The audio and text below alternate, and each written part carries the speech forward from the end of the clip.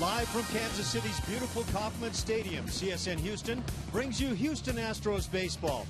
On this glorious afternoon, the Astros close out their 10-game road trip and go for the sweep over the Royals in the process. Hi, everybody. Alan Ashby and Jeff Blum with you this afternoon. And, boy, the Astros have been really good. 5-4 so far on the road trip.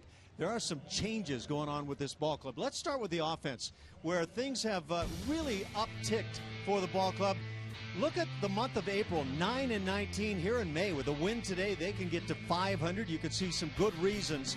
210 batting average in April. They're up to 269, almost 270 in May. The numbers overall just really improving the runs per game.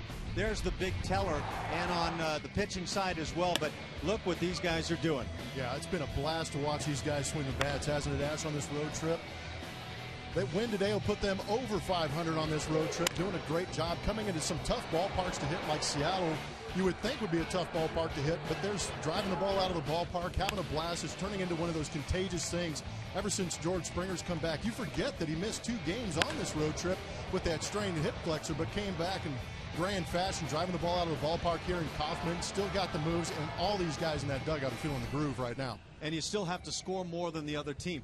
And so the pitching is doing their job as well. On this road trip, they have been quite spectacular. In fact, pitching better than other ball clubs around the league. And the starting pitching, and you can even talk relief pitching, outstanding.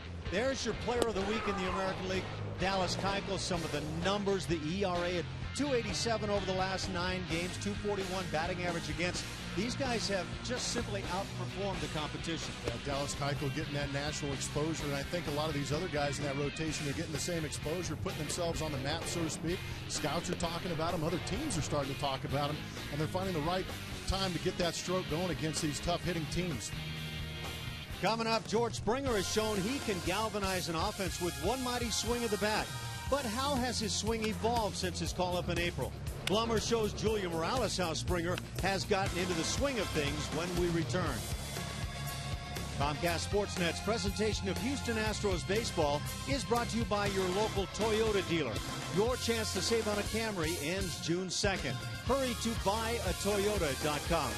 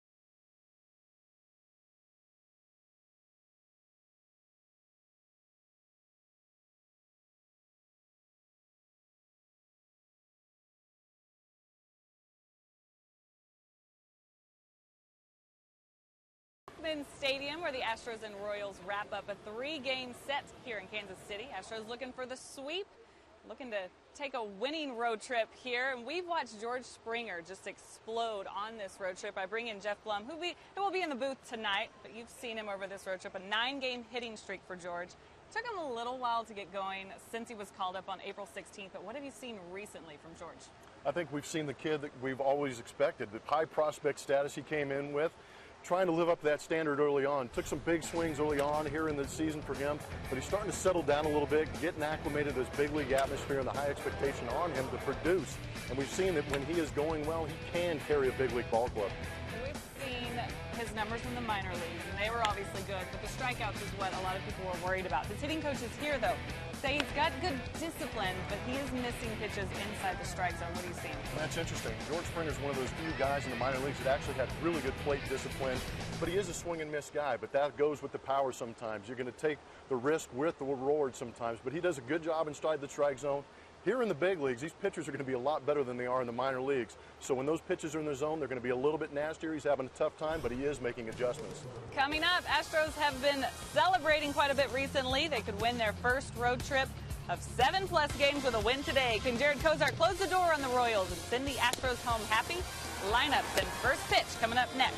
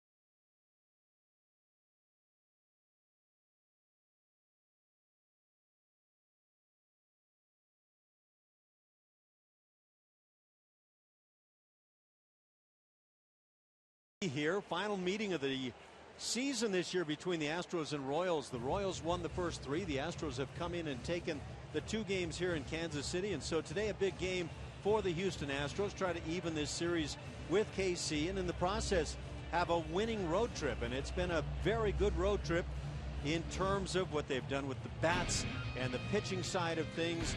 Last year at this time, 16-37. This year, 5 games better, 21 wins now. And the batting average, that trails a bit from last year. Runs per game down just a bit, but boy, has that been coming on.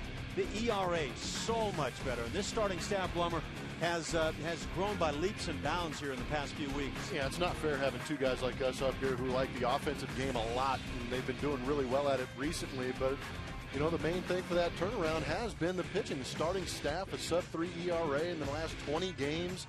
The bullpen's been doing a great job, but it all goes to pitching and defense. And Jared Kozart hits the mound today. He's the guy with the assignment to get the job done against these Kansas City Royals. The meeting continues at home plate. There's Jose Altuve. Can't wait to get that bat up to home plate the way he's been swinging it.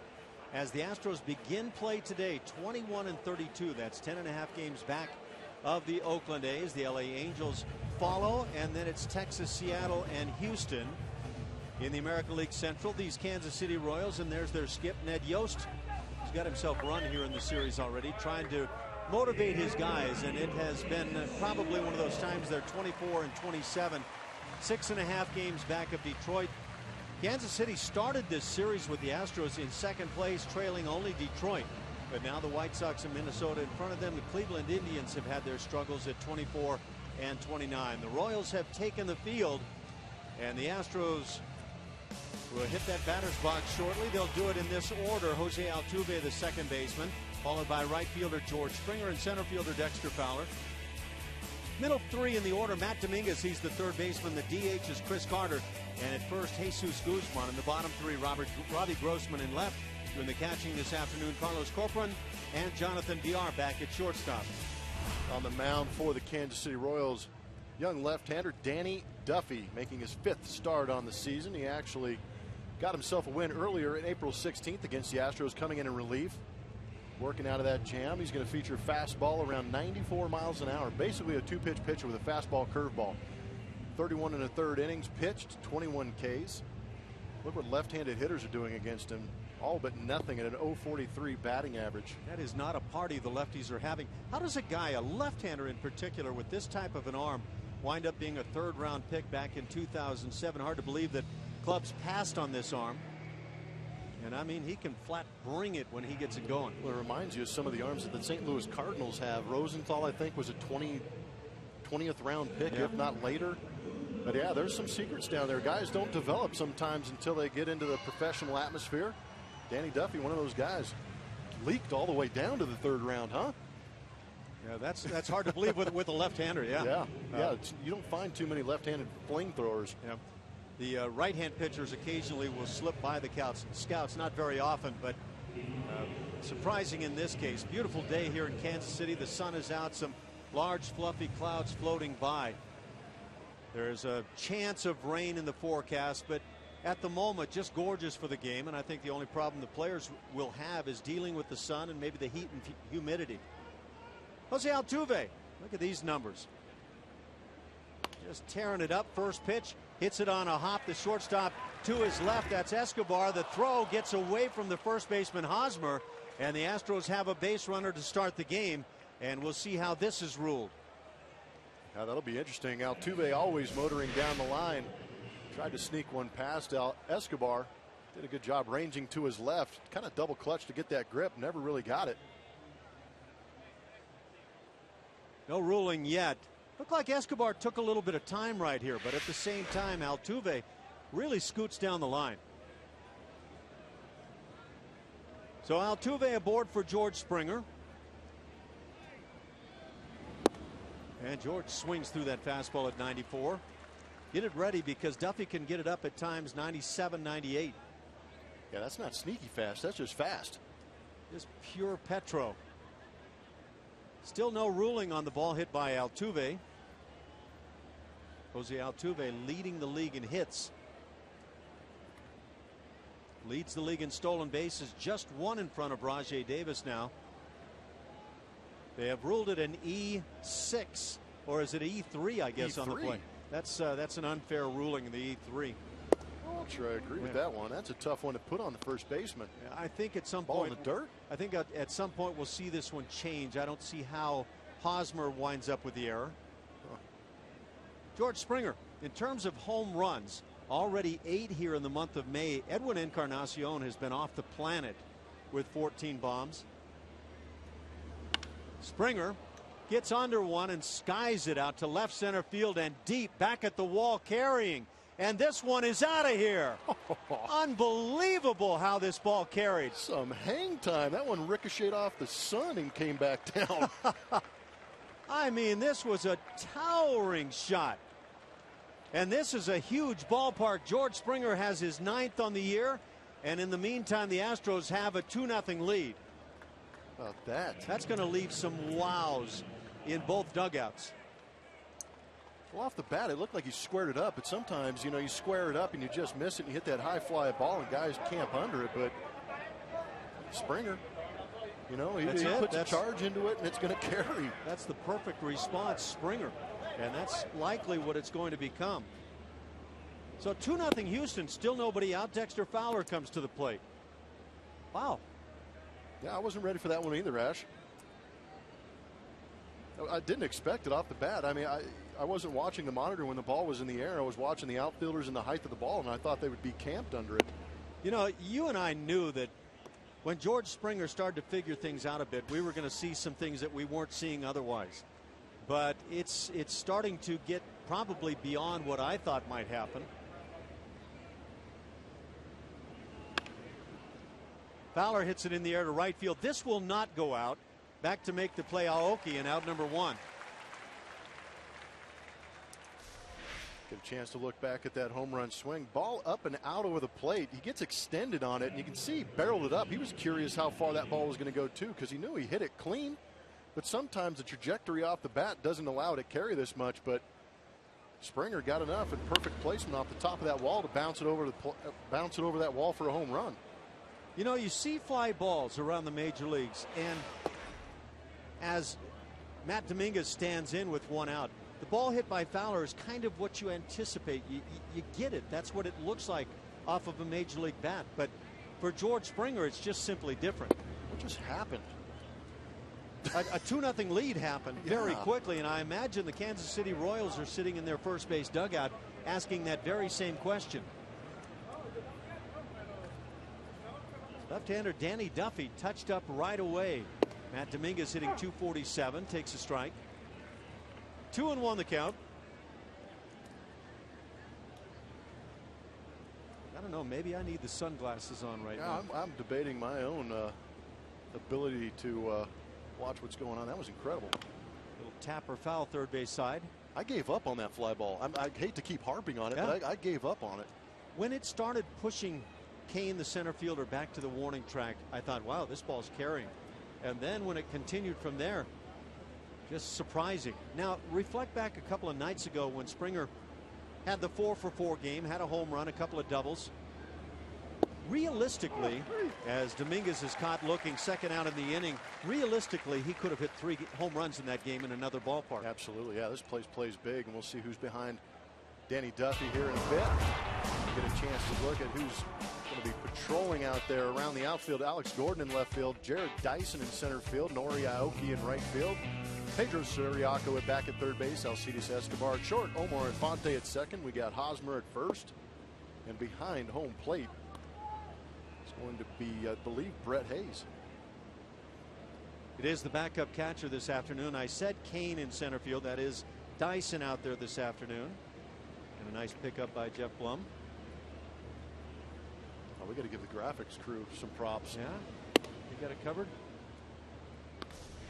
See this contact by George Springer. That's still swing, in a great position. Yeah, just fantastic. Outside edge. There you go. There's a good look at the trajectory as it kind of shoots up. It doesn't really have that normal line drive, you know, trajectory and jump off the bat kind of look that we saw the other night from George Springer, but apparently he's got that in the repertoire. Just skyball it and let it hang out there for a little bit until it gets out. That last shot from the side, you could see that was cool. How Springer's getting off the backside at impact right now, and it's making all the difference in the world. 3 balls and no strikes. Chris Carter gets the start today and takes ball 4. He'll jog on down to first base as Jesus Guzman comes to the plate. We had that same sense about the crowd here that we were talking about with the Kansas City Royals themselves. Just stunned for the moment. What a great thing for the Astros, too, and have a chance to sweep this series, have a winning record, going home to Minute Maid Park. Start out in grand fashion with a big bomb. That'll send a message to that Kansas City Royal fan base. They may give us a police escort out of this place. Just to get us out of town, yeah. Can one guy offensively make this kind of a difference in a lineup? Yes. It's the truth. I think he can. It's tough to ask a guy to do it consistently over the course of a season, but I think in spurts that one guy like George Springer can carry a team. And as we've been saying, he also winds up lifting other guys. Yes. They start maybe performing a little differently when they have that type of guy on the team.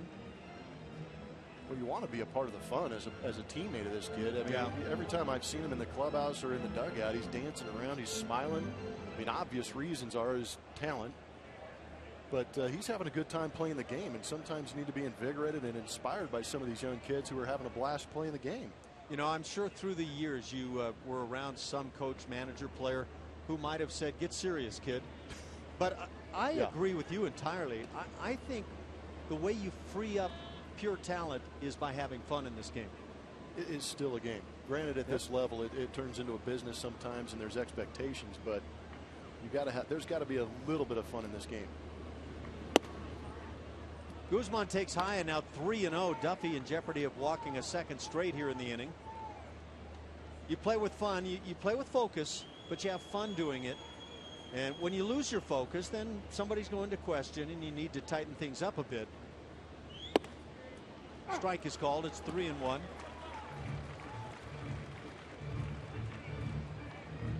So Altuve, first pitch swinging.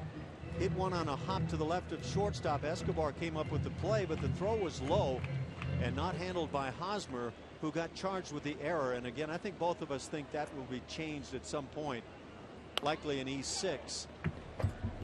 Yeah, I think that's the logical conclusion to that play. But then George Springer steps up to the plate and just launches a towering drive as he homers to left center field. Good 5-6 second hang time on that thing. 9 home runs on the year for George Springer. Pitch is popped up on the left side near the coaching box, and now battling the sun, and the catcher now takes the play. Watching the third baseman Siriaco, he was acting like he was at least the guy going to try to make the play. Eventually, Hayes, the catcher, does it, and George Springer more than does it.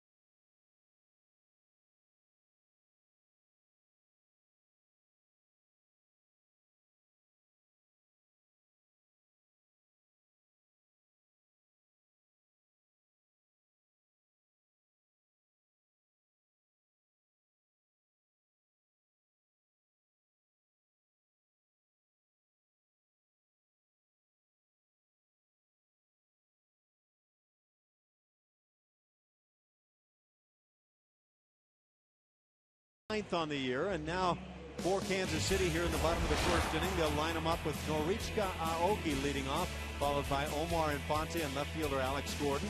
Middle three, the DH Billy Butler, first baseman Eric Hosmer, and the shortstop Alcides Escobar. On the bottom three, Pedro Siriaco, he plays at third, doing the catching Brett Hose, and Gerard Dyson is in center. And Jared Cozart is on the mound for the Houston Astros, making his 11th start on the season. 3-4 record. He's got 55 1/3 innings. Walks are up a little bit. Strikes are up. Throws pretty firm, about 94 miles an hour consistently. Got that little cut to it. Took the loss in his last start to the Mariners at Safeco Field, losing 3-1. Looking to send the Astros home on a happy flight. So he starts things with a strike, and now evens the count at a ball and a strike. Watch for the changeup to become a larger part of things this afternoon for Cozart. And Cozart even commenting about his own failures this season here in the last day or so, talking about he's got to get away from the walks. But now he falls behind.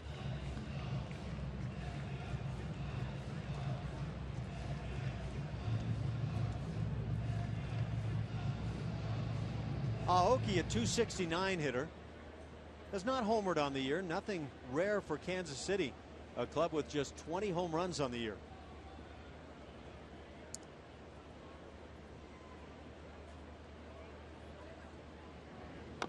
Well, if the Royals don't string together a few hits and maybe the running game in an inning, they're just not going to score often.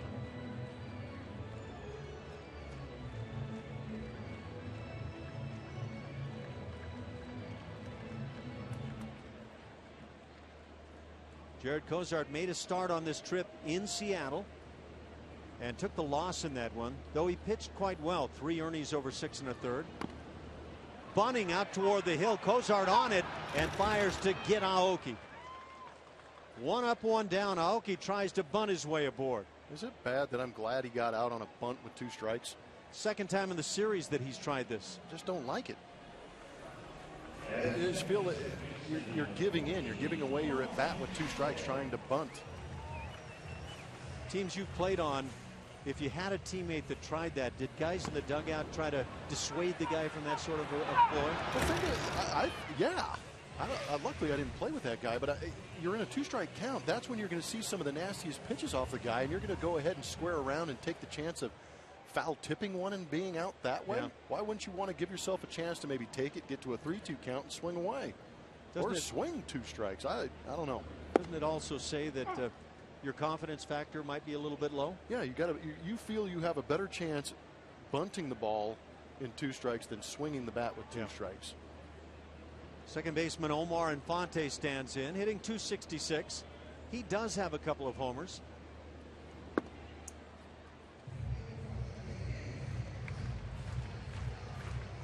A ball and a strike. Just the first inning. That does not exclude the possibility of George Springer having homered already, because he has a 2-run bomb, 2-0 Houston. You better tune in early if Springer's in that lineup. Just the beginning. There's probably plenty more in the tank too.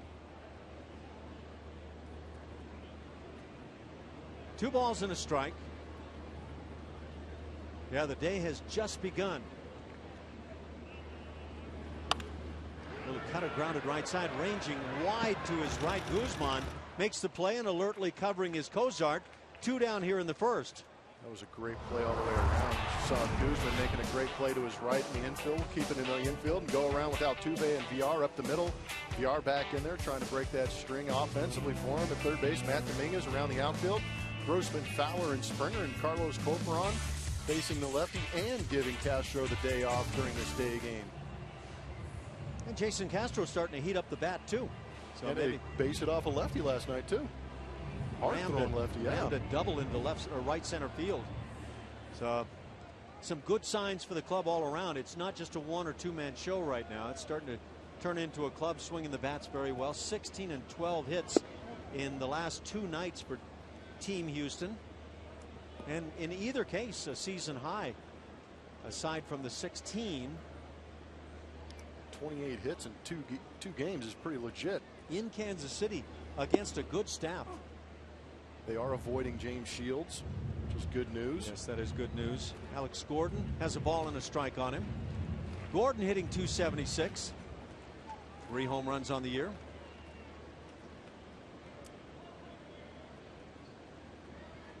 Cozart had won 2 straight before losing in Seattle. Ooh. Boy, you've got your catcher setting on the outside edge and reaching back toward the plate to catch this one, and it's called a ball. Home plate umpire Lance Barksdale.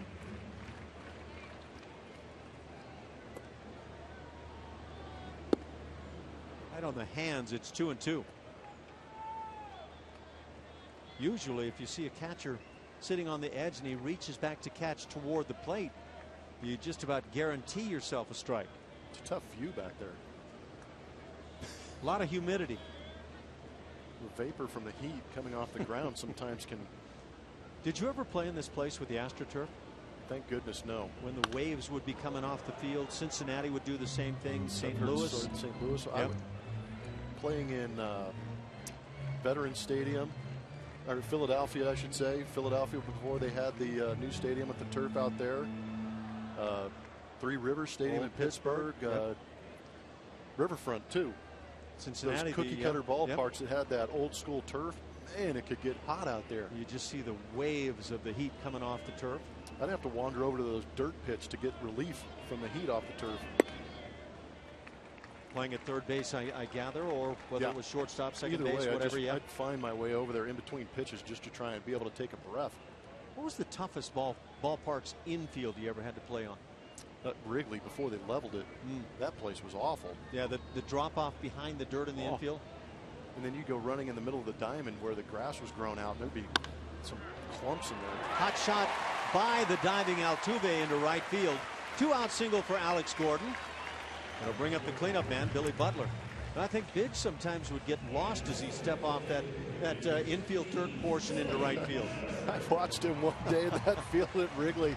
Literally, it was a short, shallow pop-up. Guy got jammed, and he had to go back pretty quickly and literally fell down.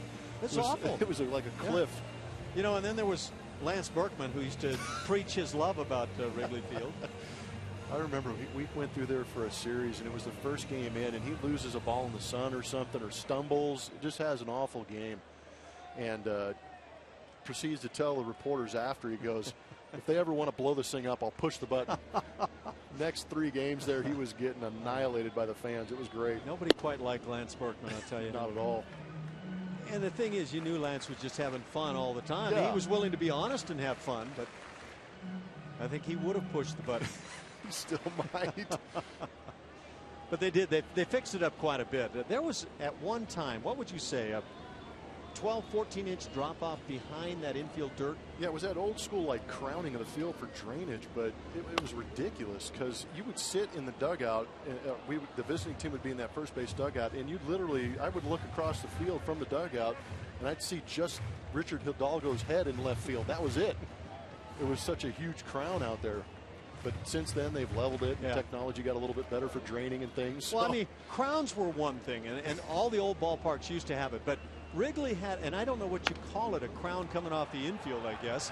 One hopper back to the mound. Cozart makes the play. That'll do it for KC in the first inning. They get a 2-out hit and leave him. It's 2-0 Houston.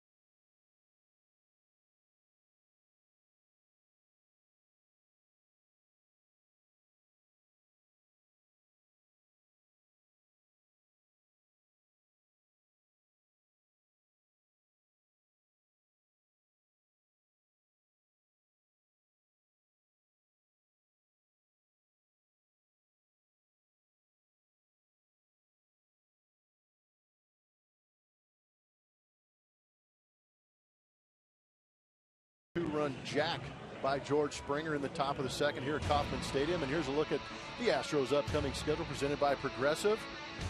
We are done here, and the Astros will hop on the charter, head back to Houston for another 4-game set against the Baltimore Orioles over the weekend, and then they will enjoy that day off after playing 17 straight games.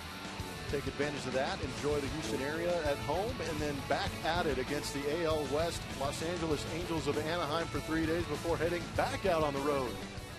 Get that dry cleaning done quick, boys. So you're going to send us out already? We haven't even gotten back home yet. It's incredible looking at the schedule, how quickly it passes by and how long this road trip has been. Home plate umpire Lance Barksdale is not a friend of the close pitch to the strike zone.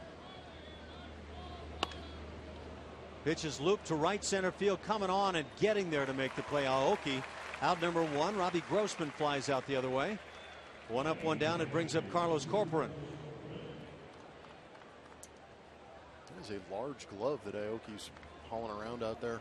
Yeah, he's not a big guy to begin with, and then you use that softball glove, and it really looks kind of alarming. Is that a legal piece of leather? My goodness, it's a lot of Kobe beef into that glove. Corcoran hitting 151. He has been about the defensive side of the game, and he does a great job with the leather. Yeah, we've had a chance to talk about a lot of the role players for the Houston Astros. Marwin Gonzalez coming in doing a good job. Alex Presley stepping into that DH role. And a guy right here in Carlos Corcoran. The batting average isn't going to dazzle you, but what he does behind the plate and the occasional pop is what will keep him around for a while. High fastball thrown by. Not quite the blow away stuff from Danny Duffy yet. Seeing this guy come in out of the bullpen and just open it wide open for an inning or two.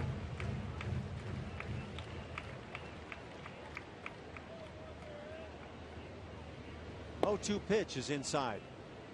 95. That's just evidence of, with 2 strikes, reaching back a little bit.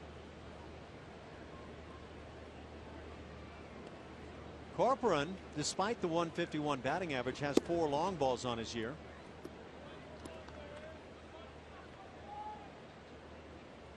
Might be the team leader for the Kansas City Royals if he was over there with those 4 home runs. He would be tied for the leadership with KC. How about that? 20 home runs for a ball club as you head toward June. Pitch is reached down and spoiled down the right field side. 2-2 the count.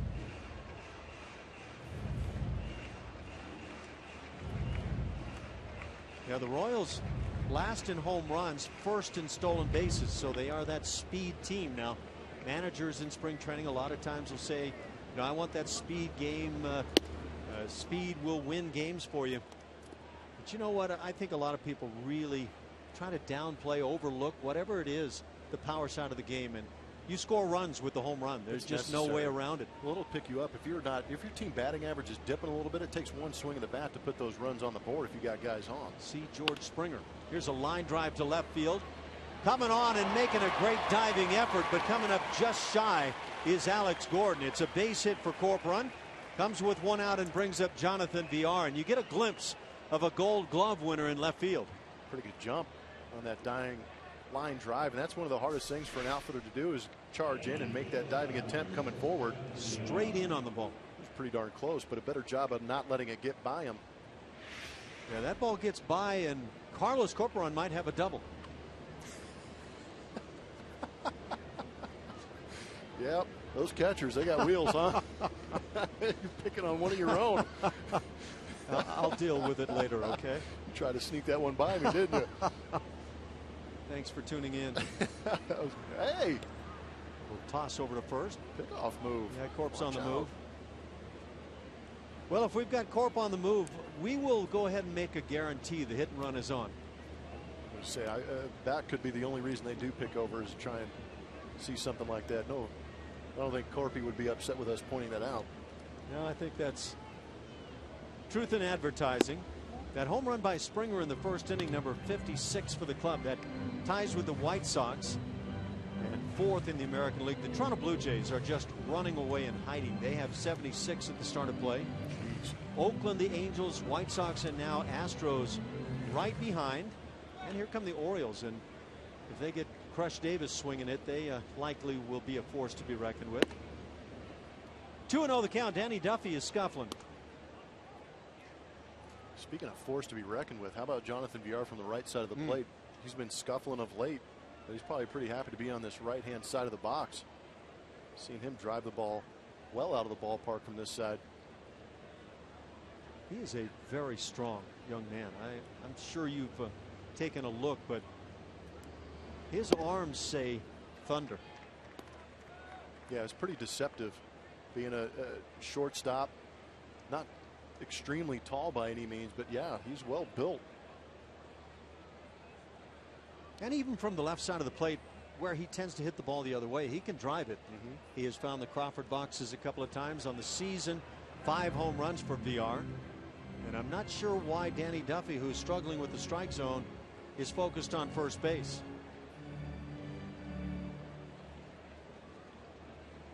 I think if I were Ned Yost, I'd say let's get the focus in the right place. There's ball 4.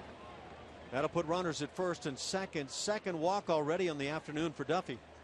This Saturday, May 31st, 10,000 fans will receive an orange Jose Altuve jersey courtesy of Houston Methodist. First pitch against the Orioles is at 3:10. But get here early to get your Altuve jersey. For tickets, call 1-877-9-ASTROS or visit astros.com.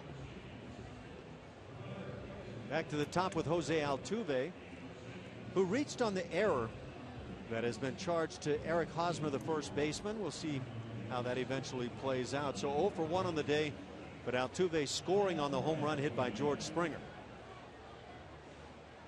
It's nice of Jose Altuve to be sporting the orange jersey today to give you an idea of what you're going to get on May 31st. I think Steve Sparks got his early. He's showing it off today. Yeah, he is. It's a beautiful shade of orange. Even on Steve. Yeah. Slimming. If you say so. He is a peach of a man. He's a wealth of information too. Yes, he is. We've got one out here in the second inning. The Astros trying to do some early exploding. 9 runs in the first game, just 3 yesterday, but 2-0 here in the series.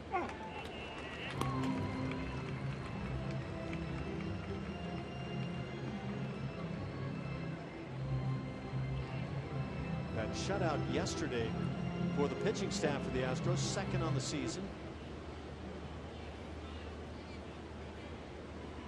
Wish you may recall a guy by the name of Dallas Keuchel doing a pretty good job in that regard. Pop fly down the right side. Hosmer on the chase. He'll make the play, and the runners hold. Out number 2. It'll bring up George Springer. Sure, you noticed George Springer has been accustomed to wearing the long sleeves, the orange sleeves. Today, he's going sleeveless. Sun's out, guns out. This is more of a cannon shot. Straight up in the air. Get the hang time on that. The monster is mashing today. That's kind of the Scud missile right there. Just send it up and let it fly. Duffy brings it. You know, we've talked about how Springer has done a nice job laying off of pitches out of the strike zone. He really has. And then the other thing we've talked about is he's starting to steadily make contact when he swings the bat. Not every time, and not every hitter is going to do it every time. He's hitting .273. How about that swing? Likes to get extended. There was an interesting number that popped up. George Springer now has set a new rookie record for the Houston Astros for home runs in a single month, with 9, passing up Glenn Davis, who had 8 in 1985. It's pretty good. The big bopper. Yeah, Glenn Davis could drop the head every once in a while. 1-1, a strike on the inside corner. One of the few corners we've seen to this point. 1-2 the count now on Springer. I think that's what caught George off guard too right there. Didn't anticipate it. I think the right fielder Aoki is playing deeper than the left fielder Gordon. You're right. Looks like Roger Maris is at the plate. He keeps doing what he's doing. He's going to draw those comparisons, much like Mike Trout drawing the Mickey Mantle comparisons. Who's the right-hand hitter that you felt in the past had the most pop the other way? The other way? That's a good question. You don't generally think in those terms, but that's what Springer brings out. Well, it's interesting. I had a chance to play against Sammy Sosa, the Mark McGuires, those big right-handed guys. And Mark McGuire was not one of those guys that really consistently drove balls out the other way. when Matt Kemp was going well, I think in 2010 or 11, a lot of his home runs were dead center field to right field, and that was pretty incredible pop. So Kemp would be in that category. For me, in that year, yes. 3-2 the count. Runners will be on the move. There they go. The pitch is down and in, so Springer coaxes the walk. He's getting really good in this regard. Well, how about in a 3-2 count? That's almost pitching around a guy like George Springer, throwing a breaking ball from Danny Duffy, who throws 94 miles an hour. Didn't want to challenge him right there in a 3-2 count with Dexter Fowler hitting behind him and the runners moving. I think that's dead on the money. I think that's a Kansas City Royals team that has seen enough here in the series.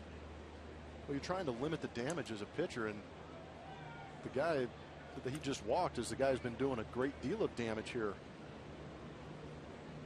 So bases loaded now for Dexter Fowler, who bats right-handed. Here's the breaking ball, and 1-0 the count. Danny Duffy is providing a lot of hitters counts here early. Missing badly on some of these pitches too. Not really around the zone or nibbling on the edges, just spiking this one, missing wildly to the outside on right-handed hitters. It's a nice job by the catcher Brett Hayes, keeping the glove down, letting the chest protector do the work. It's 92 on the heater, but it looked like it had life. It came across the zone, up and in on Dexter. Dexter likes to get those hands out there and extend it. Big, tall, lanky kid. And Dexter Fowler among the league leaders now in terms of on-base percentage. Starts the day 7th in the league. He lines one, and this one's into right field, base hit. Corp will score. Here comes Villar, and the throw to the plate not in time. Moving into second base on the throw is Dexter Fowler, a 2-run single, and the Astros now lead it 4-0. And if you're Dexter Fowler, that's what you do. You take offense to them walking the rookie, and then you take it out on him by driving in 2 runs. That was a great piece of hitting. Good job of pulling the hands and punching that ball the other way. Is this a batting order that you can see standing up right here? I'd have to believe. I mean, they've won 4 straight now. In pretty good fashion, too. We saw the blowout here at Kauffman Stadium, 9-2. Yesterday, we saw them grind out a win, 3-0. Pitch is fouled back by the 4-hitter, Matt Dominguez. And, of course, we're adding Jason Castro, who has been typically hitting 4th, Dominguez 5th. But really, it's that top of the order that I'm addressing. Altuve, Springer, and Fowler. Dexter Fowler, among all the hitters in May, is top of the list in terms of on-base percentage. Hot shot foul, and George Springer's athleticism comes into play. Careful, Domingo. Yeah, that's the guy we need down there. I better loosen up on that wee stuff. The Astros certainly need him.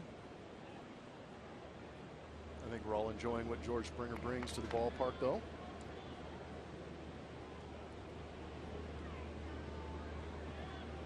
I don't know if the Royals fall into that camp.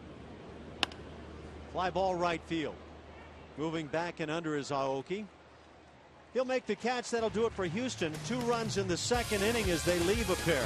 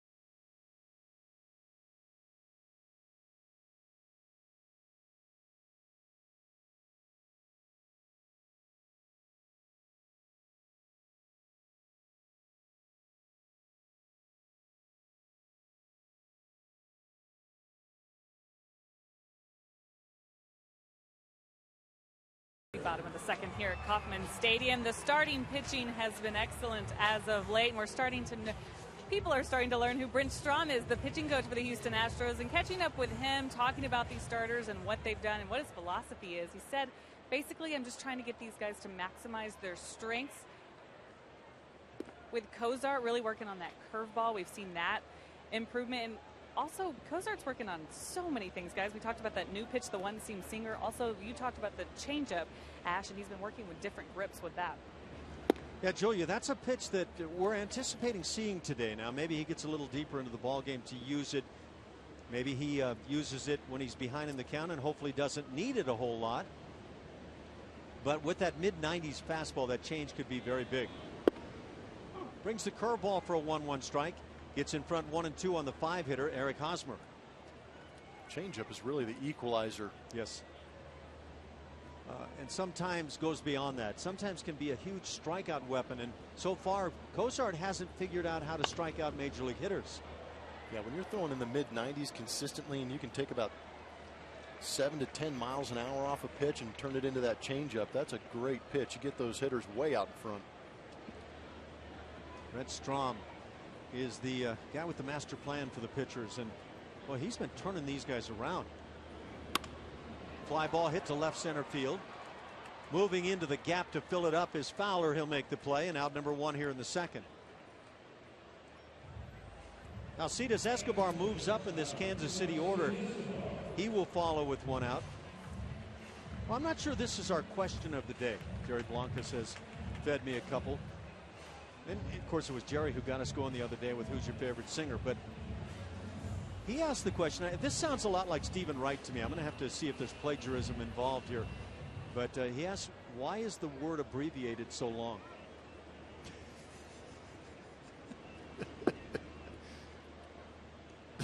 Now, there's really no answer for you. So I'm trying to get creative, but the coffee hasn't kicked in yet. Yeah.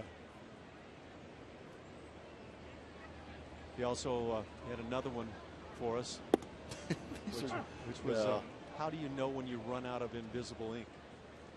Now, see, I think Stephen Wright is we're going to be hearing from his lawyer soon. Well, I know where to point him. So Jerry right under the bus. It's good stuff, Jer. If it's yours, if it's not, it's dangerous.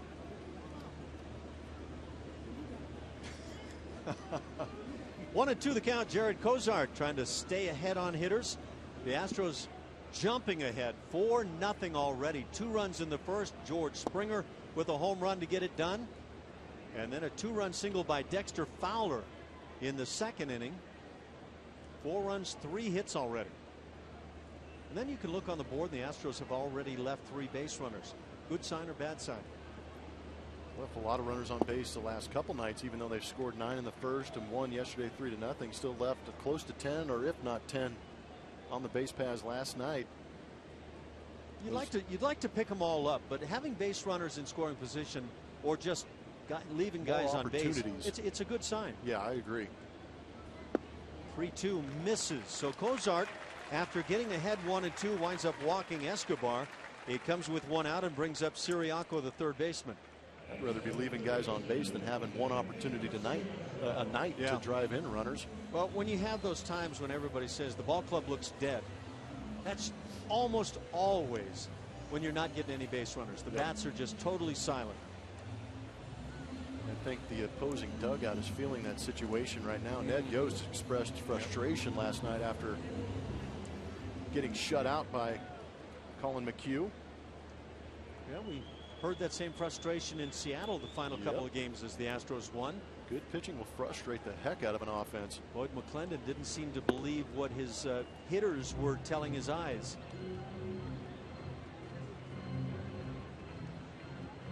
Analyze that sentence. I can't. 214 the batting average for Siriaco. Royals having a hard time finding somebody to get the job done at third base. Well, there's that close pitch, and the end result here this afternoon is home plate umpire Lance Barksdale not a fan of the close pitch. Haven't seen a stolen base from the Kansas City Royals either. Two of the best stealing clubs in the league, and Kansas City at the top of the list. Watch what Cozart does, though. He makes the stolen base almost impossible. He is quick to the plate. The numbers in terms of attempts against Cozart just down, and they will stay that way. And it's not because of a pickoff move, it's because of quickness to the plate.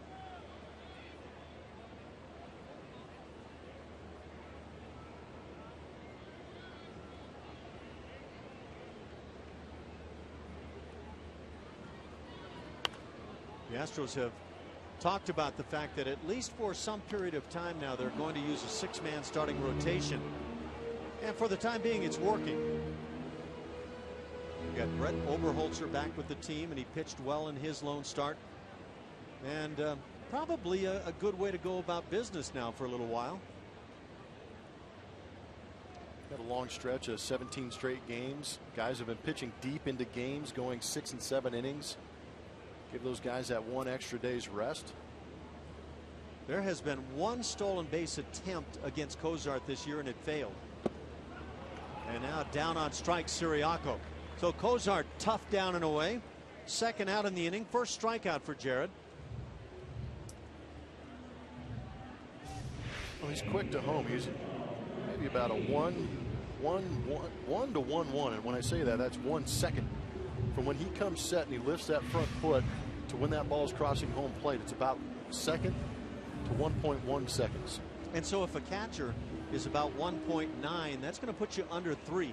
And a typical base stealer needs about 3.2, maybe a little shade under that. So first base coach with the stopwatch is going to immediately kind of give you the no, it's not a good opportunity sign. Lummer, you got your own uni, huh? In Kansas City. What are you doing? What special delivery? What's the feature all about? Are these the ones that Majestic handed out to you guys back at home? Might be. Yes. All right. Well, get it on. Well, I'm going to take. Hold on. I got to take my shirt off.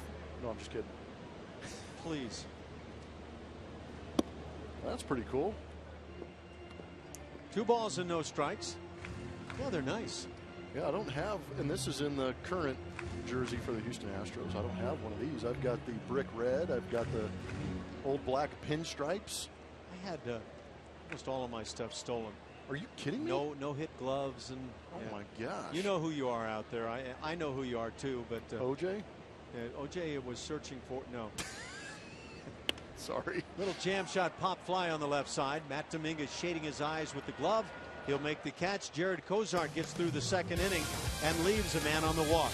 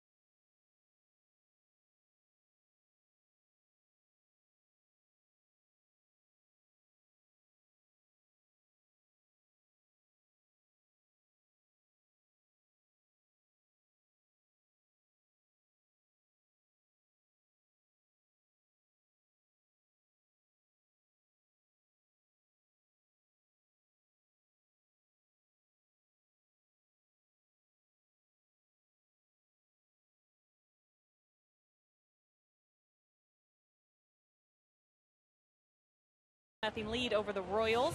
Remember to tweet us your photos using this hashtag CSNHFanPhoto. This is for a chance to have it shown in an upcoming broadcast. This is brought to you by AT&T.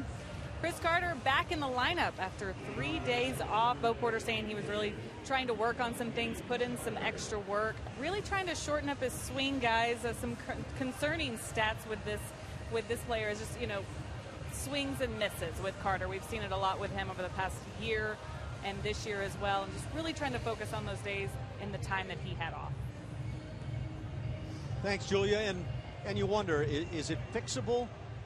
We've seen George Springer seemingly fix that swing and miss issue here very quickly recently. And of course, you'll see it flare up. It's just the nature of this game. It's really tough. But for Chris Carter, fixing that issue has not been as easy. Yeah, that's a lot on the plate of that guy right there. Carter drew a walk in the first inning. 0-2 the count. John Maley is going to change his name to Maylocks.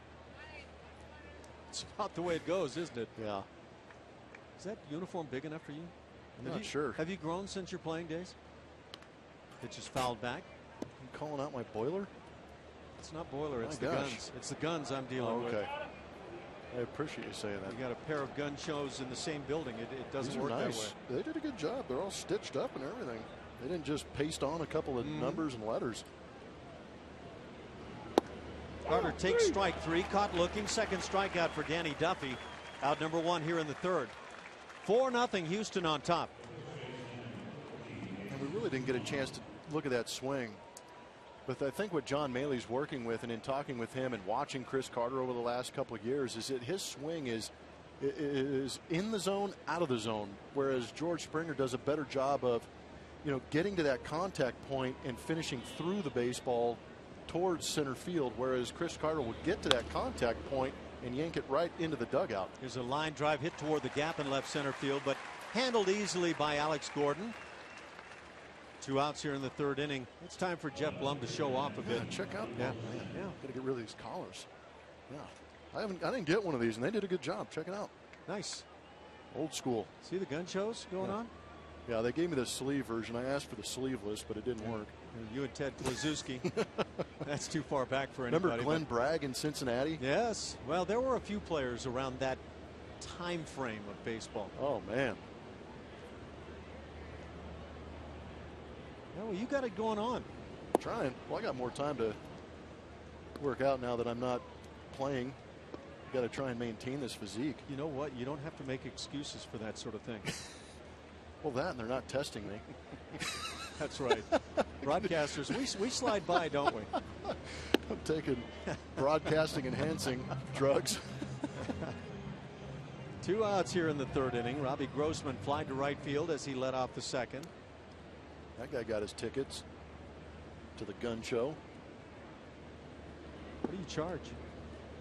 Oh, these are priceless. I can only There's imagine. a select few. Been looking for my own particular gun show. Can't find it. Oh, yeah. Here's the 3-0. You've almost got to throw it all ball on white right now.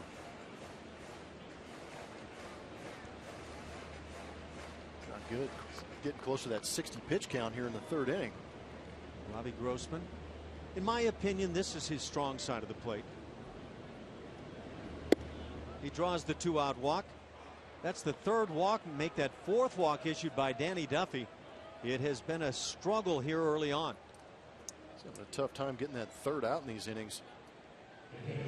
Walked one guy in the first inning, 2 guys in the second. Here in the third with 2 outs, walks Grossman. A couple of 2-out RBIs last inning from Dexter Fowler. Astros have actually been better at that in these last couple games too. Driving in those runners with 2 outs.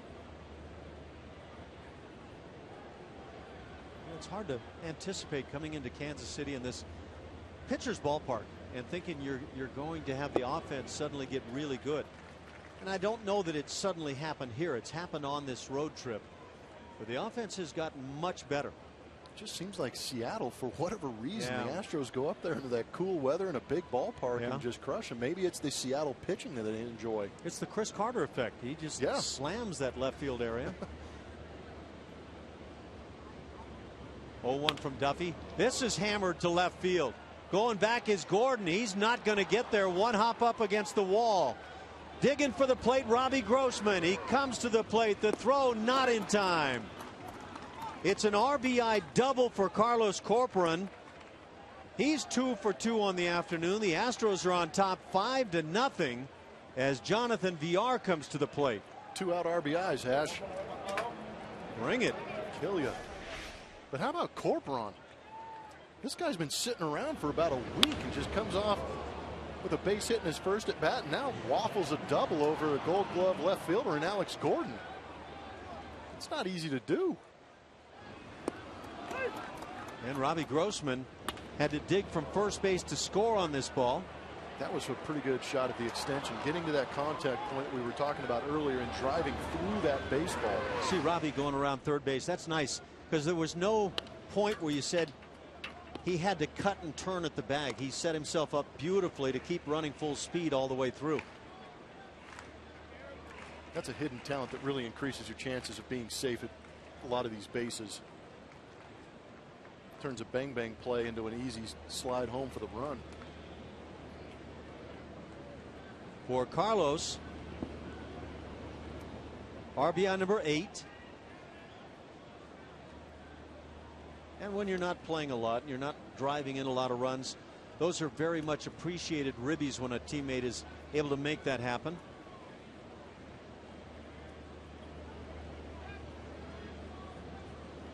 Keeps Maley away from the Maalox bottle. First double on the year for Corp. Huh. Early last year he was coming up with a lot of big hits. Now keep in mind he has 4 home runs on the season, but maybe surprising the first double. He's got a little more pop this year, driving the ball out of the ballpark instead of hitting them off the wall for doubles. Not going to force himself to run hard, just take the jog when needed. Leisurely trot. Jonathan Villar walked and scored in the 2-run second. There's the big rip. 2-2 the count.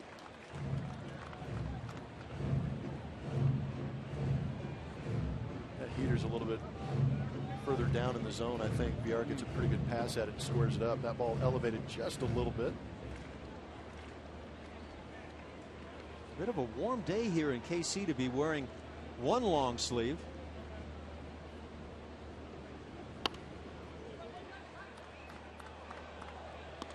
I never tried that one sleeve look. I usually wore the one on my throwing arm trying to hold my elbow together. They had like a compression sock when I was playing. Now it's it's part of the trend. It's more of a fashion statement, it seems like these days. But I remember they cut up a compression sock and put about 2 of them on, just trying to hold that thing together. That's the ones that I think that George Springer's been wearing. Those very tight compression type sleeves. Strike 3 called inside corner. So the corner gets called. It comes on VR. Second strikeout in the inning. But it's 5-0 Houston.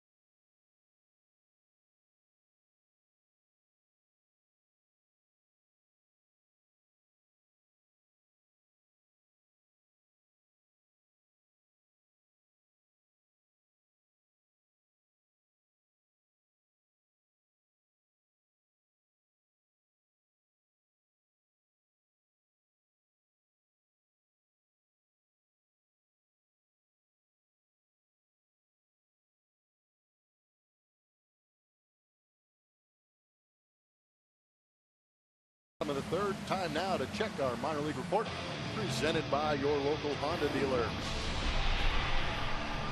Take a look at a couple kids down there on the farm doing their thing. Left-handed pitcher Thomas Shirley in Corpus Christi.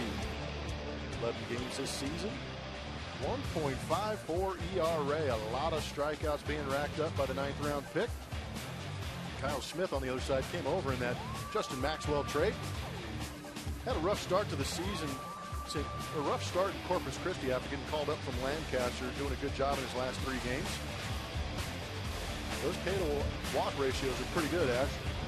You know, it's not always the guys that come with all the fanfare coming out of spring training that wind up having the big seasons. You get surprised a lot of times. That AAA roster right now has some names that I could imagine stepping in and doing a nice job for the club. There's going to be opportunities. It's all about timing. Austin Waits has been out of this world, hitting .369 for Oklahoma City. Of course, we all know about John Singleton and the things he's done. Batting average has tailed off a bit lately, hitting .268. As you mentioned, Domingo Santana, and there's Enrique Hernandez, Max Stassi, number of guys that appear to be close and maybe even ready for the bigs. Yeah, I'm not worried about Singleton's batting average. I think he's going to be a more reliable power source or expected power source. Drive guys in. That power corner guy. Yeah, standard. 5-0 Houston. We go to the bottom of the 3rd inning. 9-hitter Gerard Dyson leads it off. Dyson hitting .286. And now 3-1. Well, if you're a guy like Cozart and probably Danny Duffy as well, that has had your struggles with command, the strike zone has eluded at times. Today's strike zone may not be the easiest one to deal with. Ground ball left side, and have to hurry with this speed going down the line. VR, plenty of arm to get the out. Dyson was floating on that one. Good play. I floated. I just didn't find those clouds that were moving quite that fast. 1 out. Nori Aoki steps in. Tried to bunt his way aboard. 2nd time in the series with 2 strikes on it. Yeah, so you play back early in the count. Get there to you 2 go, strikes, you charge in. Yeah. Aoki hitting .268. This is not your classic right fielder. He's not your prototype? You wouldn't think so. And yet I don't know that Ichiro would have been that prototype for a lot of people. Well, offensively is what you're speaking to, because I know Ichiro is a defender. Oh my gosh. Oh yes, yes. Watch out. And Aoki's a good right fielder as well. He's got a good arm, good range. But he's not that power guy, that corner guy we were just talking about. Cozart finds the strike zone. And again, Aoki showing bunt.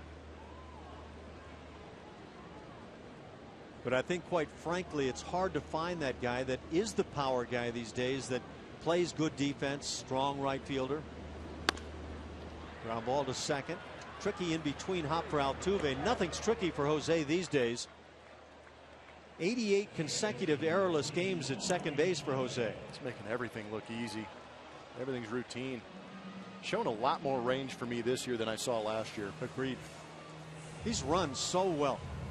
You know, and this subject came up the other day in Seattle, and about Altuve talking about how much faster he feels this year. He's a guy who stole 30 some odd bags last year. If I remember, Julio had mentioned that his training program this offseason was a little more aggressive. Stayed away from playing winter ball this year, and I'm not sure how that factors in. I really don't know. There was a time when the guys who lived in the Dominican and Puerto Rico and Venezuela touted the fact that they played winter ball all the time. They did it for a reason, didn't they?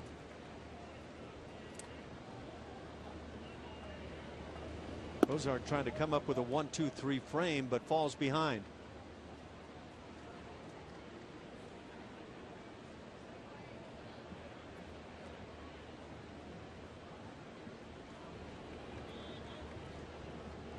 Cozart, a big deep breath.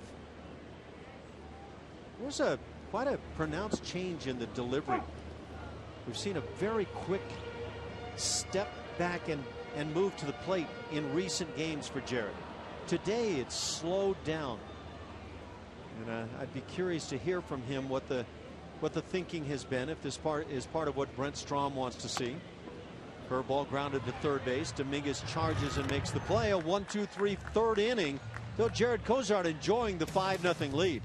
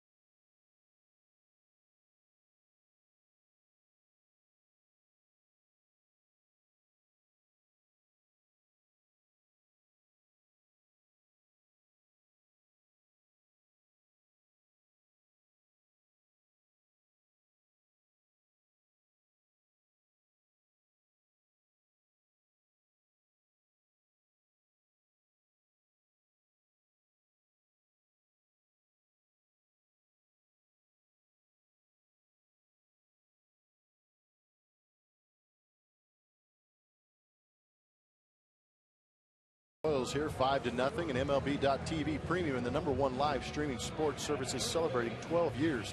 Join the millions of subscribers. Watch every out-of-market game live in true HD on over 400 devices. Visit Astros.com for more details. That word subscribers in there is subscribers. Yeah, it gets me. It's a battle for me as well. We go to the 4th inning. 5-0 Houston. They've out hit the Royals 4-1. Jared Cozart cruising along. Top of the order here in the 4th. Altuve, Springer, and Fowler. Count a ball and a strike on Jose. Duffy has walked 4. But just as important, 2 big swings for the Astros. George Springer in the 1st inning, his 9th home run already. Here's a ground ball back up the middle. It's going to be an infield single for Altuve. The second baseman, Infante, got to it, couldn't come up with it, but it wouldn't have mattered. Yeah, no chance of getting Altuve motoring down that first baseline. Perfect placement by Altuve.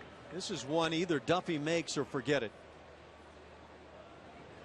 Yeah, once it gets past the pitcher, there's really no chance. Gets that hitting streak for Altuve up to 7 games. Jose just continues. And that's 19 out of 20 games now for Altuve. George Springer 1 for 1. He has homered and walked.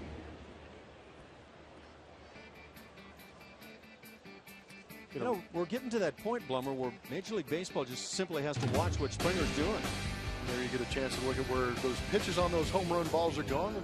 Obvious pop going the other way, but those 2 pitches that he yanked out of that outside corner were off-speed pitches up and out of the zone. That's what you're supposed to do as a big man like Springer. Get those arms extended, get around that ball, and yank them.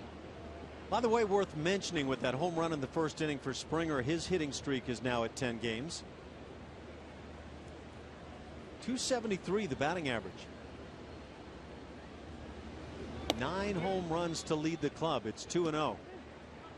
27 RBIs to lead the club. A slugging percentage of .517.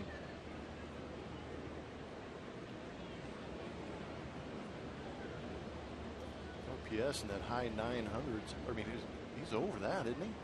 Oh, he's at 876. Sorry, trying to add up slugging and OPS. That'd be a tremendous feat. I think I heard somewhere in the last 4 or 5 games, or last 9 games, 1,300 OPS. Might be the case. Slugging over 900 in that span. It's amazing. And he takes low, draws the walk. Second walk for Springer on the afternoon. Just don't pitch to him. A very different feel with this lineup. Yeah, right now it seems it's one of those lineups where you just pick your poison. And part of that poison today, Dexter Fowler with the 2-run single coming in the second inning. Carlos Corcoran had a run-producing double in the third. As a pitcher here, you want to focus on the hitter. But you've got 2 burners out there on the base paths that could go in any second. Fowler takes a strike. Dexter with an on-base percentage higher than his slugging percentage. 382 versus 372. And among the top 10 in the league in on-base percentage.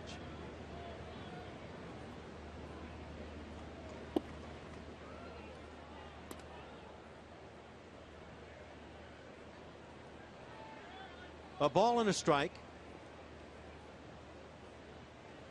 I think Danny Duffy has to be wearing out his pitching coach right now. They're pulling the tarp in that bullpen for the Royals. One hopper to short.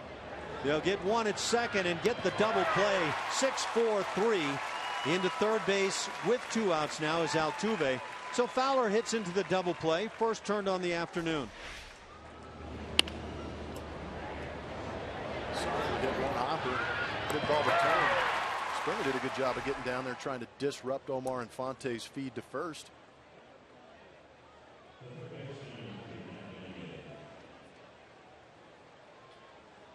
There's the rally killer unless you can get that 2-out hit. There's been a couple today.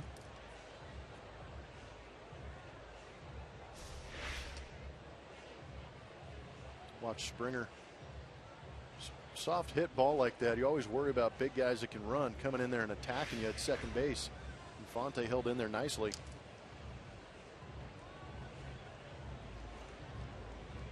It's intriguing. You get the double play and then suddenly guys come out and want to talk to you. Now this could be a Matt Dominguez driven conversation, though. Matt is 0 for 2 on the day with a strikeout. Be careful with him. He's shown a propensity to get some big hits, drive-in runs. Well, he's done that, and he hits one sharply, handled by Siriaco. Gets up from the knees and throws him out. That'll do it for Houston in the fourth. What looked like a promising inning fizzles.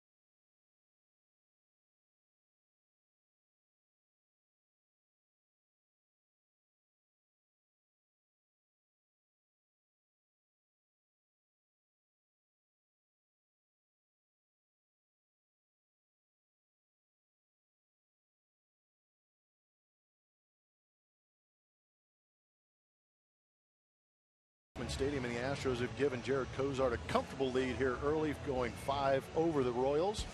Comcast Business takes you inside the game as we look at Jared Cozart's velocity inning by inning, but this is going to be strike percentages by inning.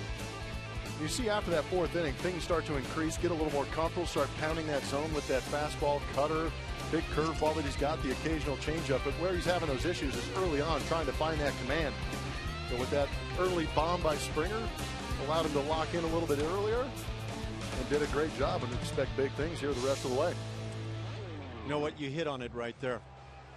You get those early runs, and it changes things for everybody. It loosens up the hitters. It frees up the pitcher. Yeah, big time. That's good for young guys like this, too. And Jared Cozart is still a young pitcher.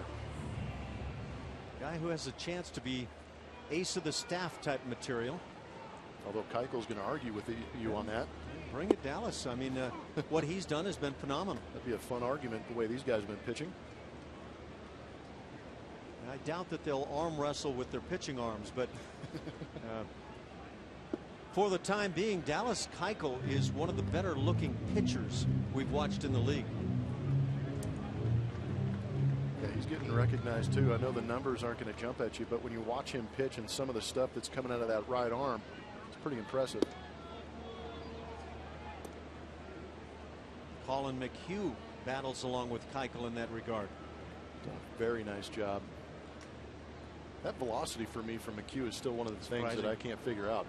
Yep. It's nice. He's elevating the ball and beating guys upstairs.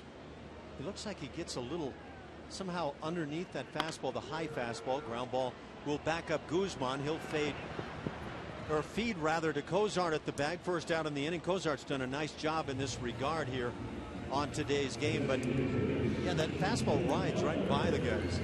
Real good. Dallas enjoying himself.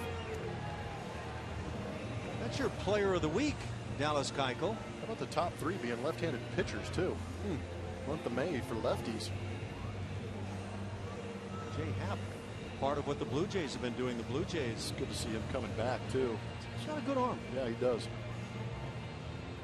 Toronto Blue Jays leading by 3 games as of the start of play today.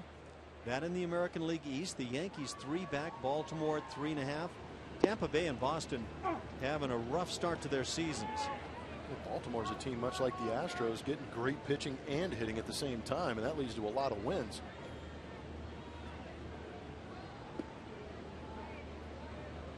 Now, your comments about Baltimore and their great offense, if they can get enough pitching to just be respectable in that regard, they could win that division. Same could be said for the Blue Jays, though, with that offense, that home run hitting offense that's high octane.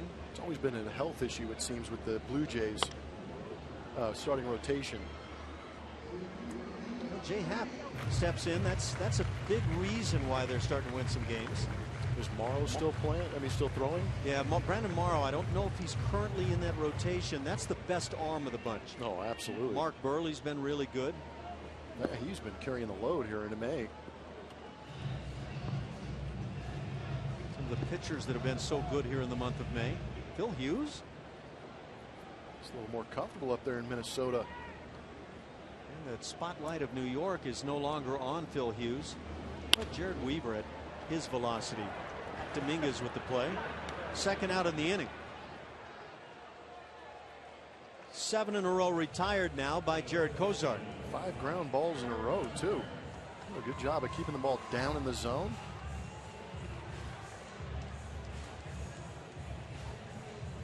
I would not want to be sitting next to Ned Yost in the dugout these days. He's a fierce competitor. And no, I like him in that sense. I think that's great. But I'm just saying the way that he was frustrated with the offense. Now watching what Cozart's doing. Run into a bit of a buzzsaw. Hot shot back up the middle with the shift on. It still finds a gap. Eric Hosmer with a 2-out single. And tries to stretch it and is safe into the bag. Jose Altuve tried to apply the tag. And the second base umpire, Gary Cederstrom, the crew chief, says no tag applied. And we'll see how this all works out for the club. He basically ran himself into what should have been an out. We'll have to wait and see. Cederstrom right on top of the play. Looked like Fowler wasn't intense about getting to it. Well, I don't think he anticipated that. He still had the ball at second base in plenty of time. It's just the tag, and you see where he pulled up and did the swim move on him. Hosmer did. Watch that right arm cut. for his left arm, because that right arm comes up, and that's what he was trying to tag, and he may have a point. And he does. He's safe. Bo Porter's not going to challenge this one. You see, I think Bo Porter was a little upset that Altuve didn't finish off that play right there, because that would have gotten Cozart out of this inning.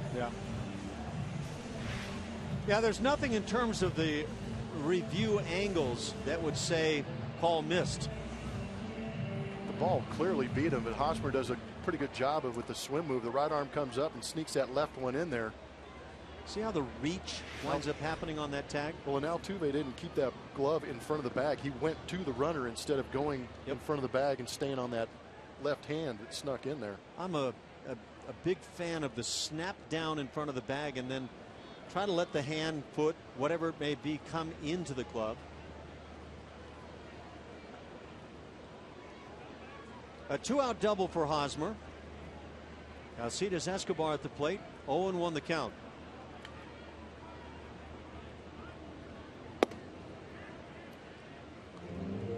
Yeah, agreed that Fowler didn't anticipate the stretch effort there by Hosmer. I think sometimes as an outfielder, if you can just get to the ball a little more quickly, you'll see less of those efforts.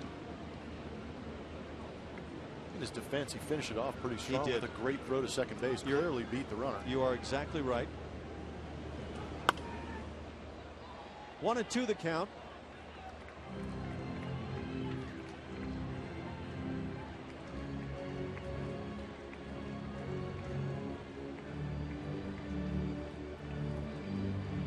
You know, you look at the American League and the different clubs, and we were talking about it yesterday because of the great pitching and the offense that's been so good so far this year. The Oakland A's have by far the best run differential in the league, 99 runs at the start of play today.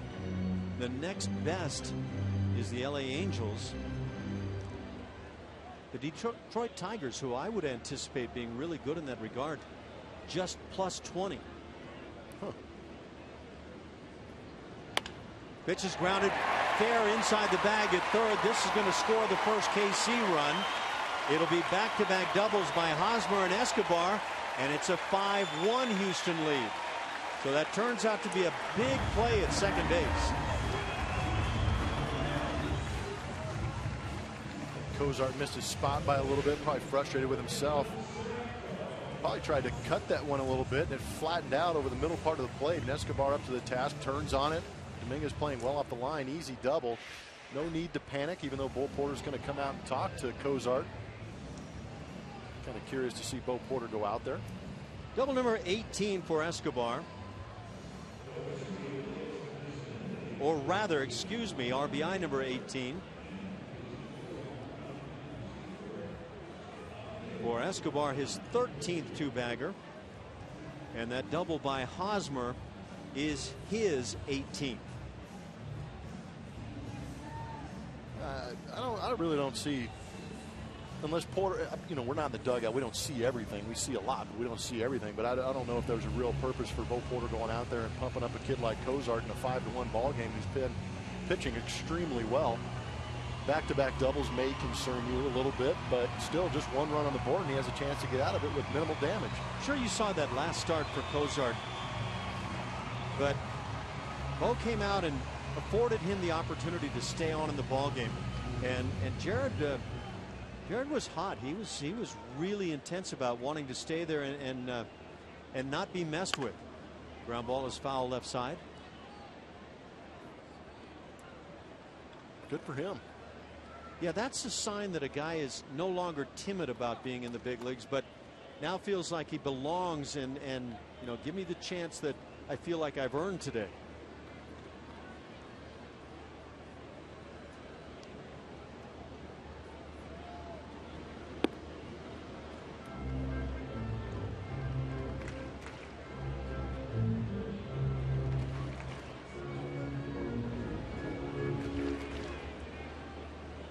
I think back, it could actually have been the start against the White Sox at home. He struggled, but eventually picked up the win as he just kept battling along, getting 5 innings in. 1-2 the count. I don't know, are we seeing the changeup today? Not yet. Not that I've noticed.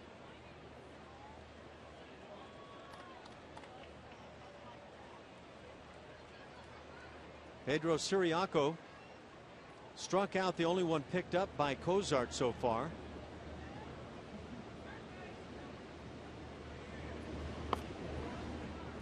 That's that cut fastball that just entirely gets yanked to the glove side by Cozart. That's exactly right. Just yanked that one big time.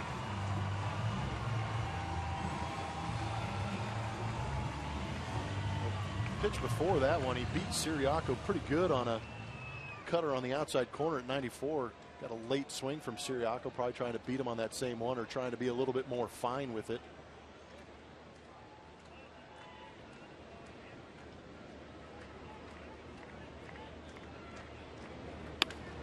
Curveball line to left field. Coming on, diving play and making it in left field is Robbie Grossman. The defense comes through to save Cozart of any further damage here in the fourth inning. The Royals pick up their first run. It's 5-1 Houston.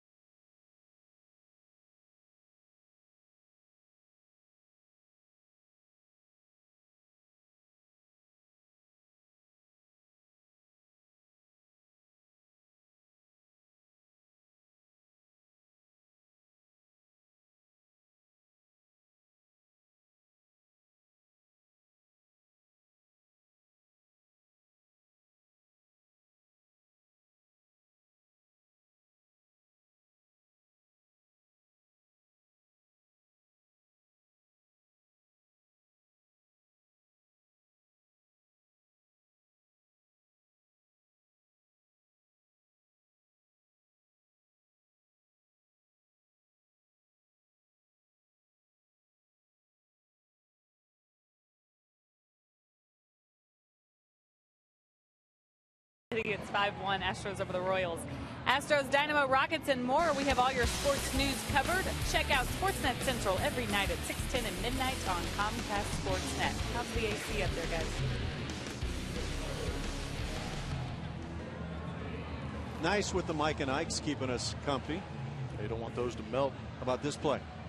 Just talk about hot. That was a big pickup behind Cozart by Robbie Grossman. Things could have gotten a little out of control, but Robbie picking his buddy up. Little defense comes in handy every now and then. Chris Carter leads off in the fifth inning. Yeah, but for that missed tag at second base, Cozart's breezing with a 5-0 lead. And then it could have gotten dicey had Grossman not come up with the terrific play.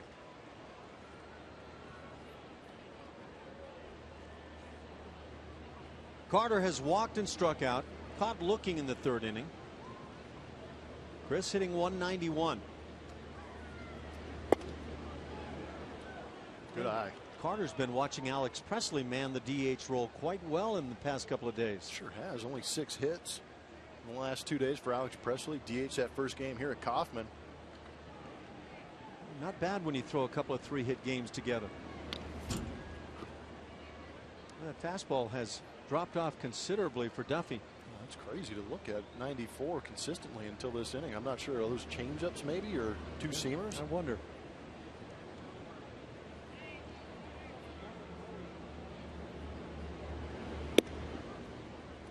Just not finishing the curveball as the count moves to 2-2. The Astros going for the sweep here this afternoon. Trying to bring it on home to Minute Maid Park, where the Baltimore Orioles invade for 4. Pitch is hit high toward left field and deep. Going back to the track is Gordon. He's going to the wall. This one gets out of here. A second towering home run on the afternoon for the Astros. This one by Carter, as Chris now has home run number 7. And there's that run back. It's 6-1 Houston. Well, he doesn't get a lot of hits, but at least when he does make contact, they seem to fly a long way. We're seeing some serious hang time on a couple of bombs from the Houston Astros. That's a little more typical, where you get out in front, yank one high down left field. So you get around that pitch way over the outside, but clips it well enough to get enough carried. Alex Gordon with a pretty good effort out there too. Nobody out for Jesus Guzman. Guzman hitting an even 200 now. 0 for 2 on his afternoon. He's done a nice job defensively at first base. He lines one softly to left field. Gordon comes on, will hold up as it drops in front. Back-to-back hits for the Astros in the 5th inning.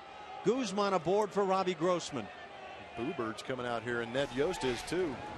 Back a bomb by Chris Carter. I just appreciate the effort from Alex Gordon. Natural third baseman going out there. That's not a short wall. Pretty good ups. You can see the trajectory on this ball coming down. Alex Gordon is a heck of a left fielder, and that's a great effort. Danny Duffy just simply didn't have it today.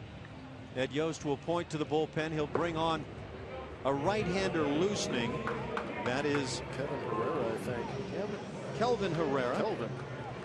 Kelvin Herrera will jog it in. We'll see him for the 2nd time here in the series.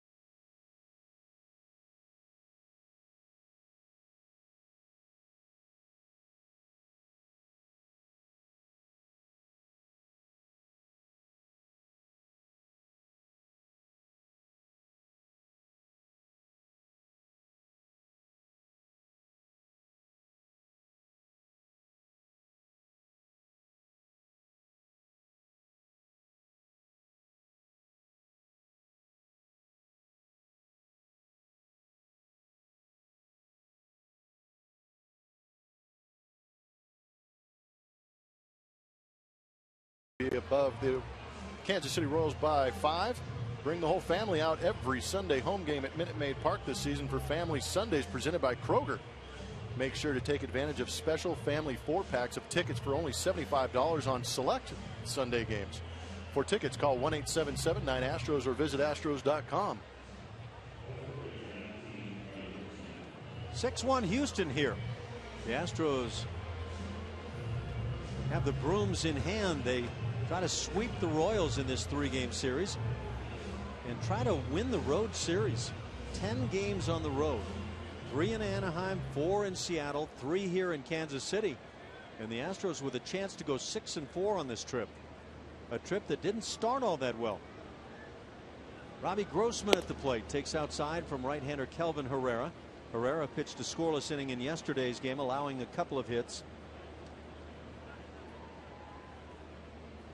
Robbie Grossman has flied out and walked, scored after that walk in the 3rd inning. Pretty effective, 6 runs on 7 Houston hits. A couple of long balls, and those always come into play so well.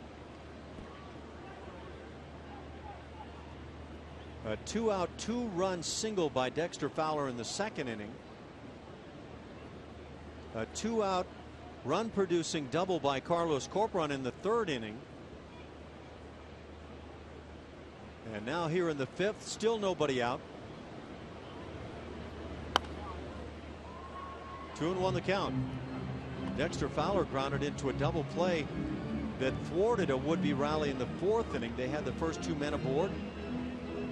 Fowler hit into that double play, and then Matt Dominguez grounded out. So the offense continues to provide opportunities.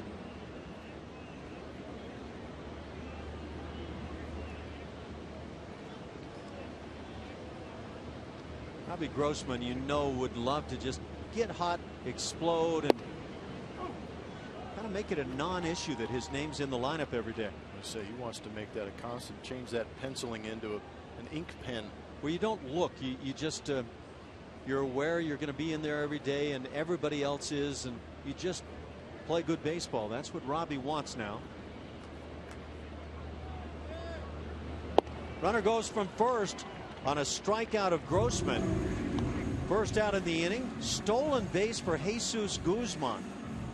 You sound shocked, Ash. What is going on around here? They are firing on all cylinders.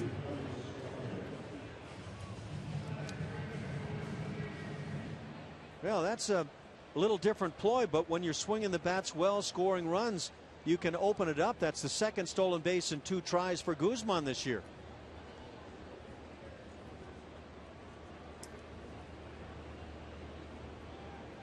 Four strikeouts of Houston hitters brings up Carlos Corporon.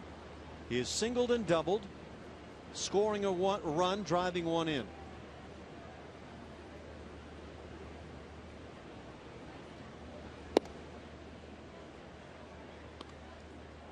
Turns around to the left side now, as he was 2 for 2 from the right side.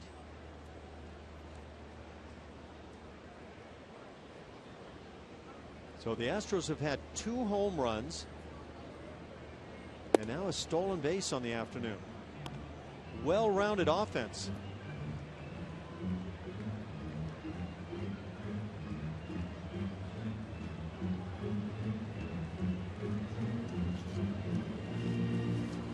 Kansas City pitching has provided 5 walks on the afternoon, all on the slate of Danny Duffy. Simply not sharp. Yeah, a lot of mistakes coming out of that left arm of Danny Duffy today, all over the place, and when he was in the zone, the Astros were prepared. Herrera with the 3-0 count and brings the strike.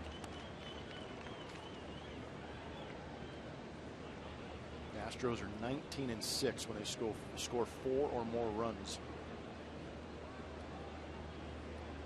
Well, that puts them in a pretty good spot here this afternoon. That's right where you want to be. It's a team that's still averaging just under 4 runs a game. They trail these Kansas City Royals. They're close in that neighborhood now. And of course, each one of these clubs trying to, rather than worry about each other offensively, try to jump into the 4s in terms of runs per game and then move that on upward. The Oakland A's, the only club in the American League averaging 5+ runs a game.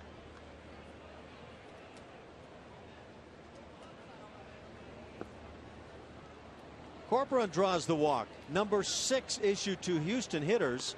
And now Jonathan VR comes to the plate. The April-May numbers pretty darn telling, and the ones that really count right there at the top: 9 and 19 in April, 12 and 13 in May. Just amazing, the turnaround. You know, early on there were some question marks. You know, how is this season going to turn around and become better? But the addition of George Springer and some quality pitching, Colin McHugh, you'd have to put Colin McHugh in there with one of the guys that's helping this turnaround too. Starters pushing the bullpen back a little bit, not taxing them as much, putting them in better situations to succeed. For me, that's made a huge change. Yeah.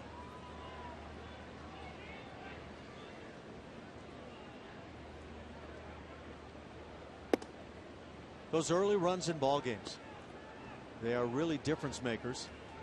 You are correct. Look at the number when the Astros score first. That's what I was just going to go to. You're in my head now. I'm getting out quickly. They are 16 and 9 when they score first. That's a club that is 21 and 32 on the year. So, boy, that tells you a lot. Pitch is hit in the air, left field. Circling around and under now, Gordon to make the catch. Second out here in the 5th inning. It'll bring up the leadoff man, Jose Altuve. I hate to point it out, but Jonathan Villar is having himself some struggles. 0 for 17 coming in, now 0 for 19. Walked his first at bat. Looking strikeout against Danny Duffy, and now a fly out. It's been pretty extended now for Jonathan. And then you consider what Marwin Gonzalez has done recently. And yet, bottom line is you want VR to succeed. This is a guy that has a chance to be around a long time and be a big part of things. Altuve pops it up on the right side. This should do it. It's the first baseman Hosmer with the play. The Astros pick up a run in the 5th inning and leave a couple. They lead it 6-1.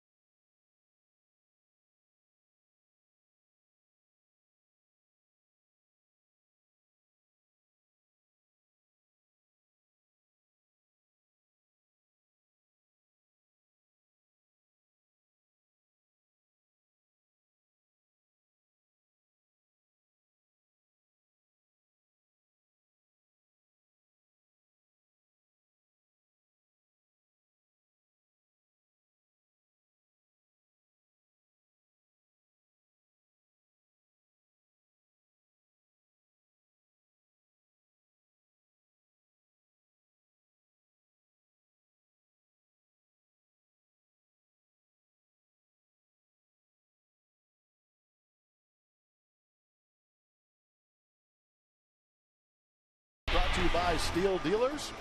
It's Jared Cozart on the afternoon, doing a great job of keeping the ball down in the zone. I'm not sure if this one qualifies as a ground out, but in the scorebook it does. But just doing a good job staying on the outer edges against these Kansas City Royals hitters. Showing some good late movement. Even balls up in the zone they can't get around on. Chopping those into the ground, but good breaking ball every now and then. Getting a reach from Omar Infante. Not really much for those Kansas City Royals to go after, and doing a good job Jared Cozart is of keeping his defense involved. Yeah, you get an afternoon where the Royals pitching has struggled, or at least the Astros bats have made it look that way. And Jared Cozart gives you some pretty good pitching here this afternoon. That's a nice combination for a club that is starting to figure out how to win games. Cozart works into the 5th. He'll face the 8, 9, and 1 hitters. Brett Hayes getting a start behind the plate today, 0 for 1.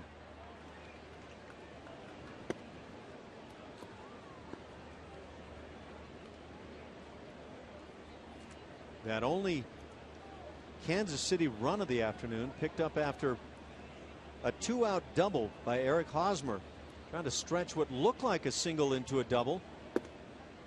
Throw from Fowler into second base into Altuve in plenty of time, and yet the tag never applied. So Hosmer was safe at second. Then Alcides Escobar doubled over the third base bag to plate that run.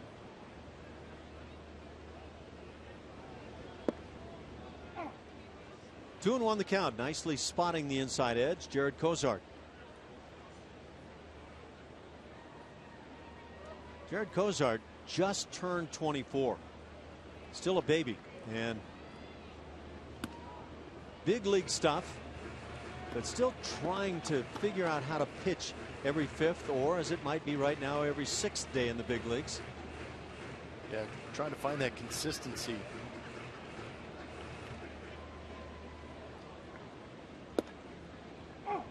And a 3-2 count.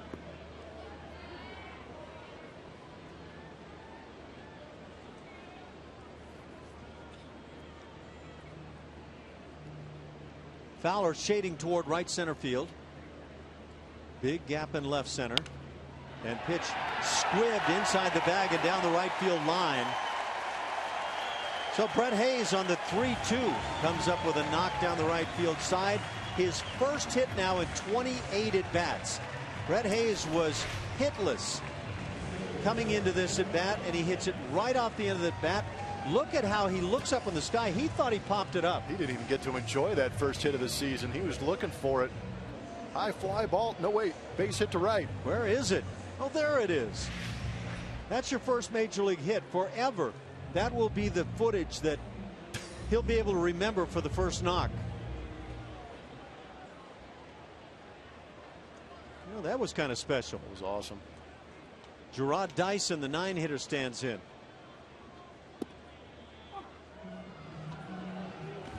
I don't know. You get your first hit in your 29th at bat or 28th in the major leagues. That's got to be a challenge. That'll test your patience. Test your manager's patience, that's for sure.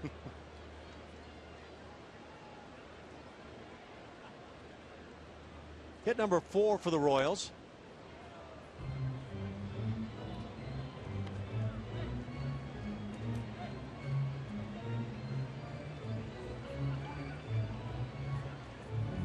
If you're just checking in, the Astros with 2 in the first, 2 in the second. That deuce in the first. George Springer, his 9th home run of the year, right on the heels of Altuve reaching on an error. Dexter Fowler plated a pair with a 2-run single in the second. And the Astros were off and running. They picked up a run in the third, 1 more in the 5th. That Royal run coming in the 4th.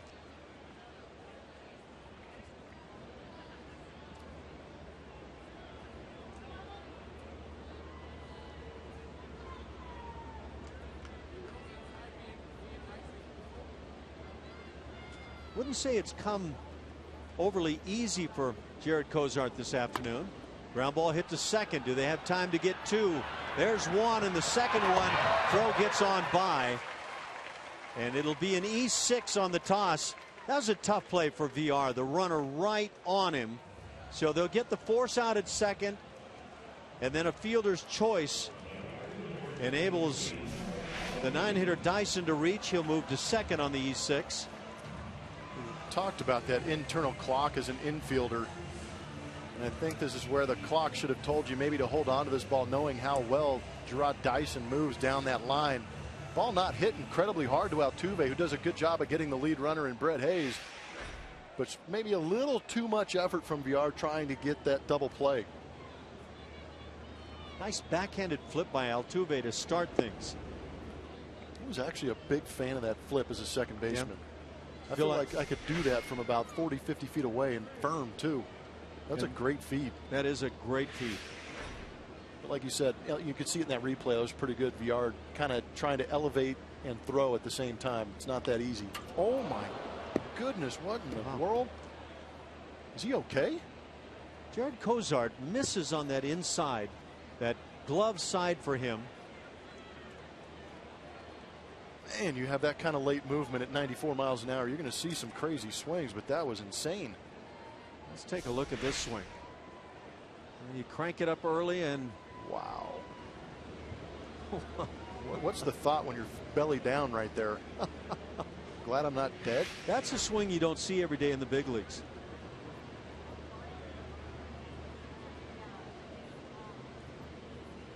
Showing bunt and taking just outside. I would too after that swing. You know, that's about as close as you'll ever see to watching a guy swing and miss and getting hit in the face. That was scary, man. Up and down. Which you wouldn't want to see it. No. But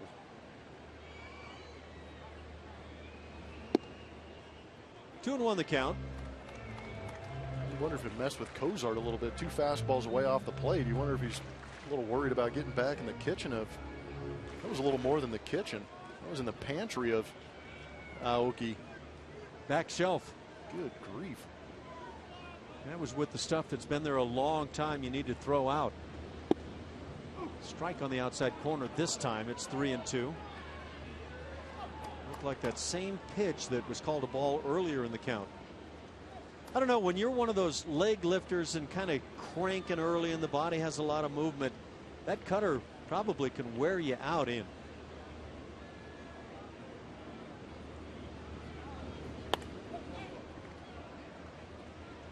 Analyze that swing for me.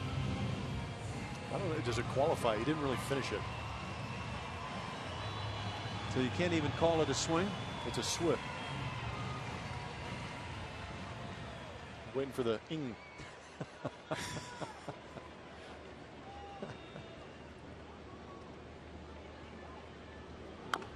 He's the cutter. Man, that thing is nasty. You just fought one off on the outside corner, and he comes straight back into the pantry where you keep all the stale peanuts. Fight it off.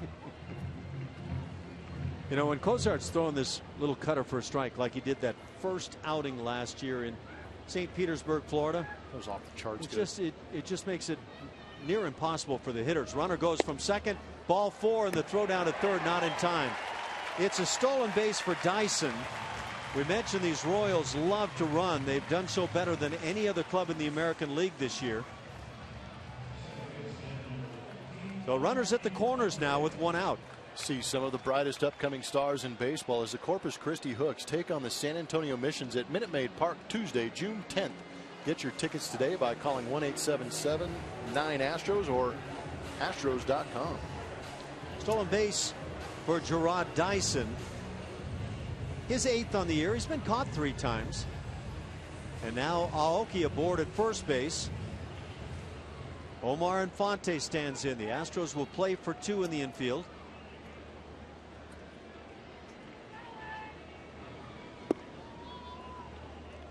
That stolen base by Dyson, one of the rare ones, first one of the year against Jared Cozart.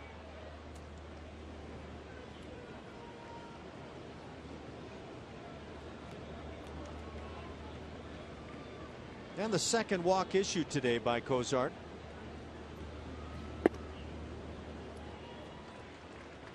Two 2-0 the count.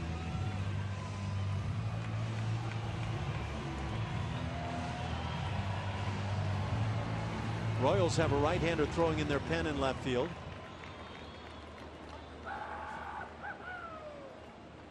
Lewis Coleman is that right-hander.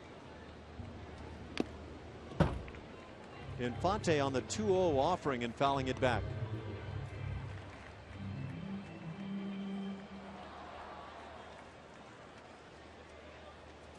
A real nice time for another ground ball.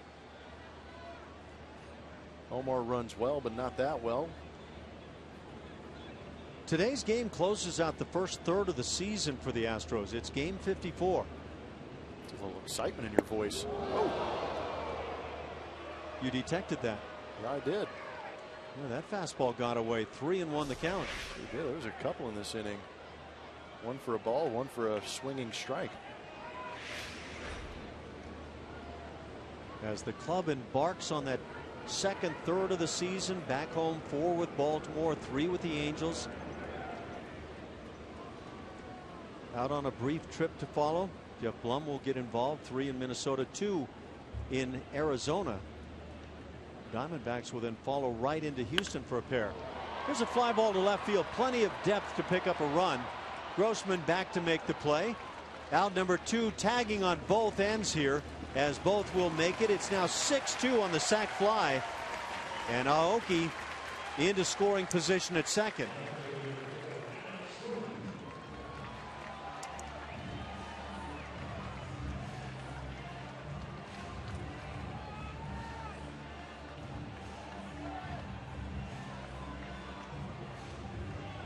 Royals really haven't been able to string together those multiple run innings. And I think a lot of that goes to the credit of the Astros pitching staff.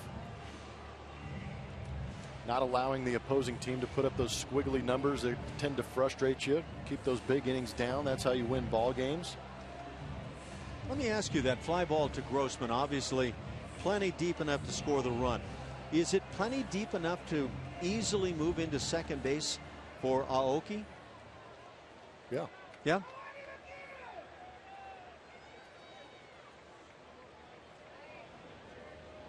Four-run game now, 6-2 Houston. Carlos Corporon going to go out to the mound. I think Jerome Williams has gotten up in the Astros bullpen, getting loose. Corcoran probably just out there trying to calm down the youngster.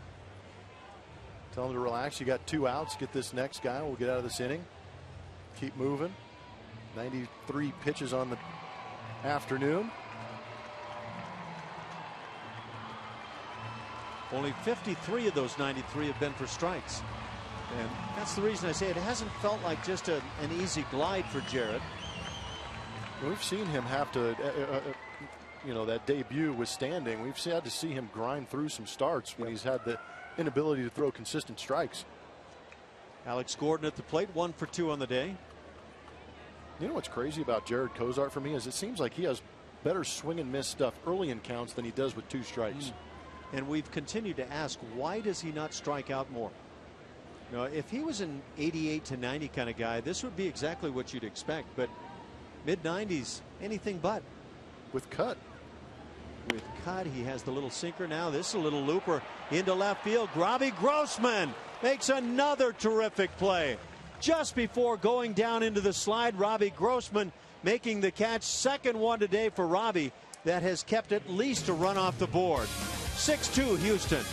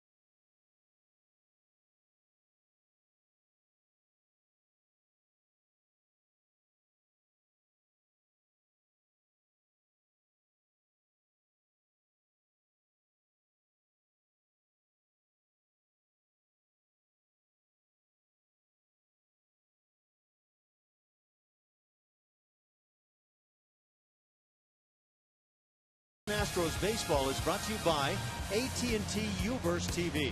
Check availability at 1-800-PIC-ATT. Rethink possible. And by 22 Jump Street in theaters June 13th.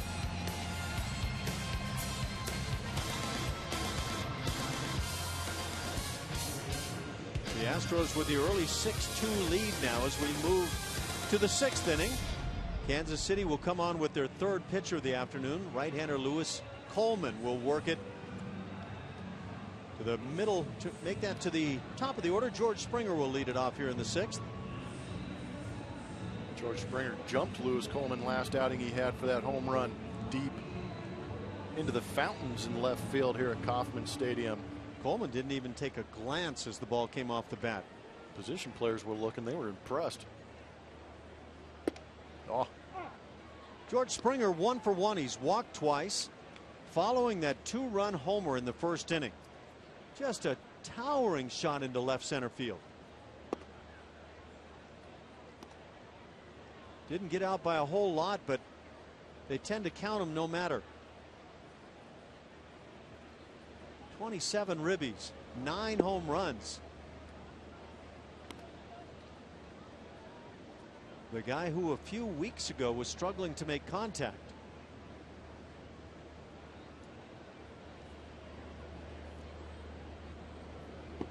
Hey. And he gets drilled.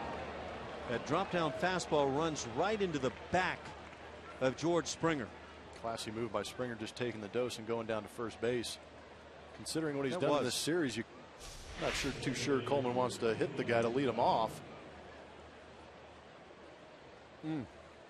But But this day and age, when guys get thrown inside and hit after what George Springer's done in this series, it kind of makes you think just a little bit. Yeah.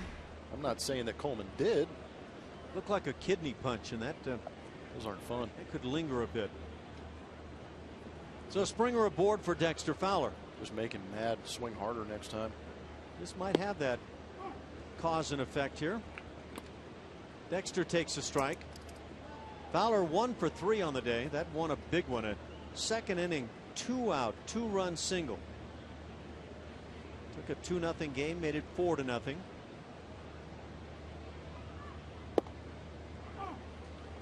And now 0-2 the count.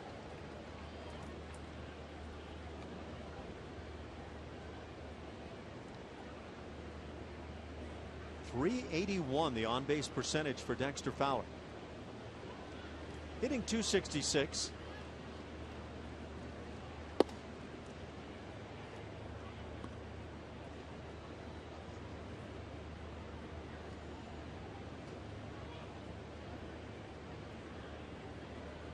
Nice to get this day game on getaway day. I would love to see this be more the case than the rarity. Breaking ball line to right field. Aoki gets there to make the play, takes a peek at first base, but Springer gets back quickly.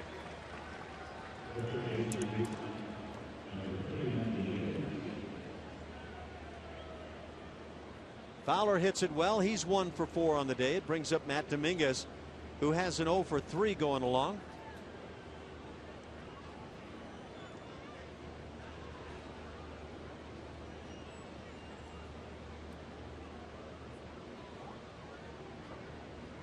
Most of the action around the major leagues night games. Good to see Matty D get a hold of something right here. Get a little payback for that good job he did yesterday, sacrificing an at bat by moving the runner over to third base. And that was that nice little ground ball to second. 2 other games going on around the major leagues. Just in the first inning in San Francisco, Cubs and Giants scoreless. Bottom of the 8th inning in New York, the Mets lead over the Pirates 5-0.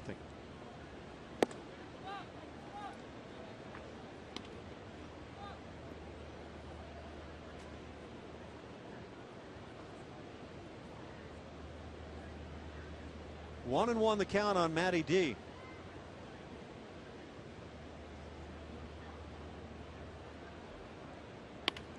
Slider, and that's a base hit up the middle.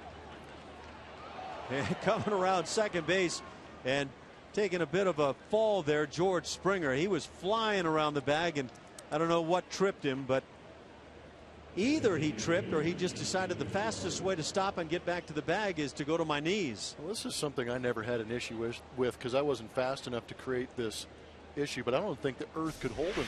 He was trying to make that turn around second base. Dug his cleat in pretty good and wasn't able to hold him. Look at Dyson. He knew that he had a job in front of him. Charge this ball and get it back in. That's what George Springer's bringing. First and second, 1 out for Chris Carter. Carter has walked, struck out, and then homered. A solo job leading off the 5th inning. He's flirting with the off ramp. Trying to get off of that interstate. 196 the batting average. 7 home runs for Chris. Young catcher Hayes does a nice job.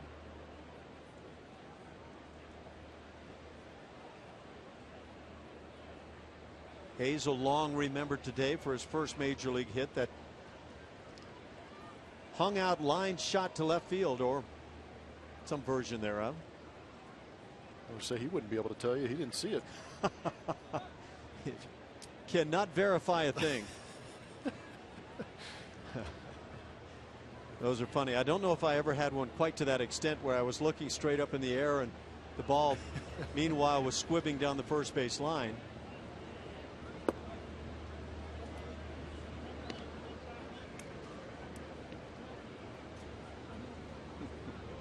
You want to get congratulated for that first major league hit, but I don't know as a teammate if you can do that right there. You're going to have some laughs.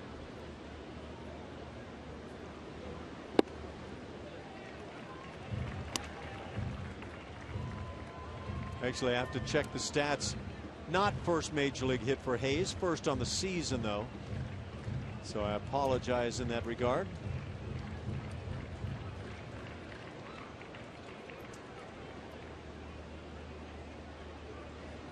Slider hammered to left field, back at the wall. This one's getting out of here. A 3-run bomb for Chris Carter, 2 on the afternoon. And the Astros enjoy a 9-2 lead with that big swing. He just needed some rest. Apparently. These guys are throwing it right into the barrel of Chris Carter tonight. This afternoon. Hanging slider. Put that thing on a tee for the big man. He gets the barrel on it, it's going to go. It's just a matter of how often he can do it. And today, he's the superstar. Runs 7, 8, and 9 on this swing by Chris Carter. Kind of nice. Get used to that. Yeah, that bat might factor in. 21 RBIs now on the season. 8 bombs. Well, he's just 1 home run back of George Springer, who's the club leader.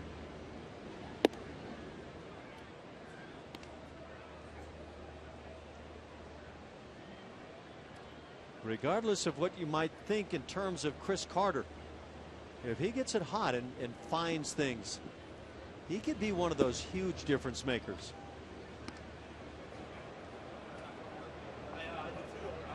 He really could. And even though he's got 8 home runs, 2 today, but it's relatively non-existent compared to what we saw last year. It's good to see.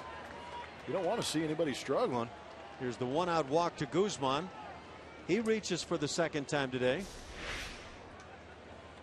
There's that hanger Blummer's been talking about. My goodness. You could see the catcher's reaction on that one. Appropriately dealt with.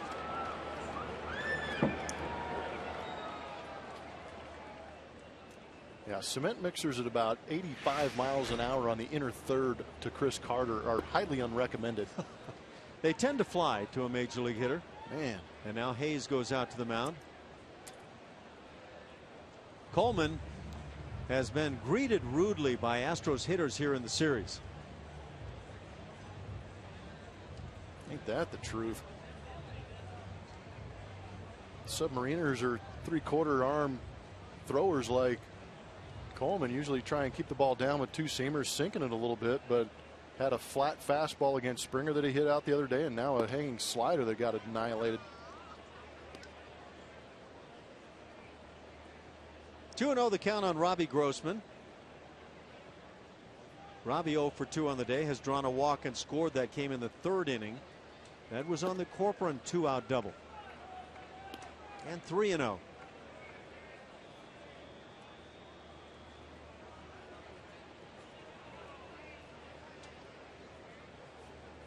You get some guys getting that day game start here today. Carlos Corcoran has reached 3 times, a couple of hits. Run producing double, has scored a run. Robbie Grossman still looking for that first knock, but he has scored a run. Jesus Guzman, a single and a walk and a stolen base. And now Robbie draws his 2nd walk of the afternoon. And that's going to bring out the pitching coach, Dave Island. Bit of a rough afternoon. 2nd game here in this 3-game set that has seen the Astros put 9 on the board. Yet to crack that 10 mark this season. You good for it today? Man, I think the way things are going. The Astros. Collins getting up for the Kansas City Royals. Tim Collins, who we've already seen in the series, and the Astros with 16 hits, 12 hits. Today they put 9 on the board already. We're just in the 6th inning. So the bats have come to life. So you're saying there's a chance. That chance has a real good chance of winning 3 straight here. The sweep in KC and 6 out of 10 on the road trip. Corp at the plate. Swings through it 0-1. That one was left up.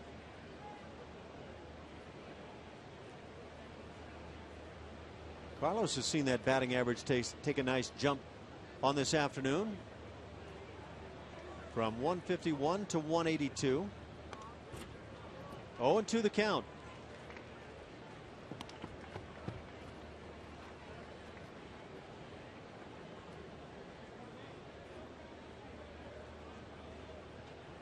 Royals fans have had hopes in recent seasons. It's been a young club that's been developing, and a team that has shown in the past to be able to hit for an average. They also have some fine young pitching.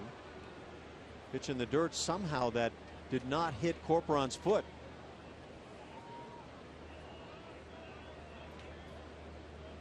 He wasn't in a real rush to get out of the way either. Nor was Guzman in any rush to get to third base.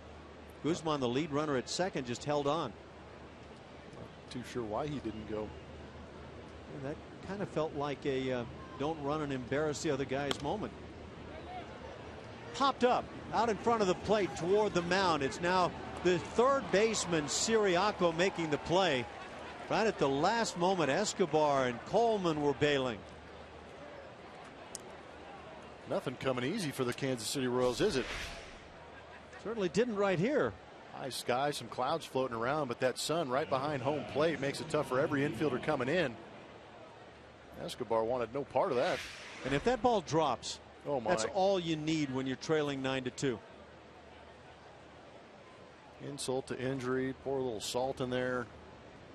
I don't think there would have been an infielder anywhere near third base to get there for a force out. 2 outs. Jonathan Villar, he's looking for a knock. I mean, that's the bottom line. Trying to get in on this party. It's been a while since he has. Villar has walked and scored, struck out and flied out, and lines one down the right field side, but Aoki gets there. So Villar hits it on the screws, lines out to right. That does it. The Astros send 8 to the plate, and 3 cross on the home run by Chris Carter, his second of the afternoon.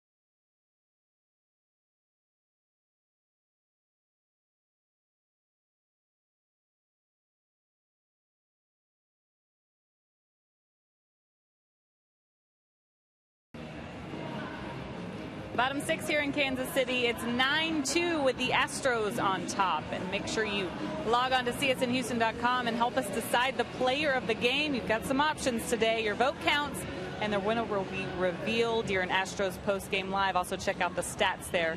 Enhanced Bloomberg stats like you've never seen before. Hey guys, chatting with Tony Sipp last night, the reliever, the left-hander who hasn't given up a run yet, talking to him about the starting pitching for this Astros ball club and what's it like being in the bullpen and watching these guys. And last night he told me it's like watching a good movie. You don't want to come in and mess up the ending. It's like they build up a good plot. You just don't want to mess it up. They also take a lot of responsibility when their guy battles. We've seen a lot of great starting pitching, but it's days like this where Jared Kozar kind of battles through 6. That's when the bullpen really takes responsibility and wants to help out their starters. Julia, you're dead on. It was a battle for Jared Kozar. He's in a position to win it this afternoon, but those 5 innings needed 95 pitches, just 55 of those strikes. 1 earned run against Jared on the afternoon. His ERA is down to 4.18. That's been coming along.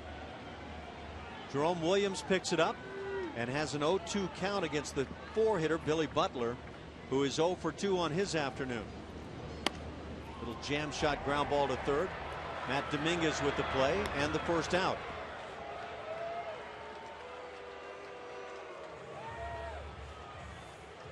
Sensing some discontent from the Royals fans. How much of that do you think comes in the form of disappointment over the Astros coming into town and laying the wood to their club? Yeah, well, I mean, it's hard to believe they're booing a guy like Billy Butler, who's been so successful throughout his tenure here at Kansas City. Can't do that. Eric Hosmer at the plate. 1 for 2 on the day. Hustle double, or a bad judgment double. One of those in the 4th inning, came around and scored. That the first of the 2 KC runs. Shift on defensively.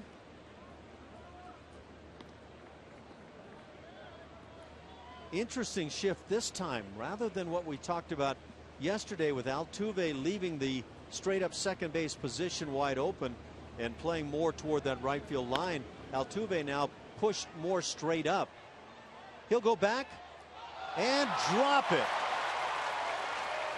Dealing with the sun. That's the first error in now 89 games for Jose Altuve. He works on this pop fly all the time. Is that not crazy that you were talking about that before the game, watching him during BP as he battles the sun? And that hit him square in the glove, too. Yep. That was just a clank.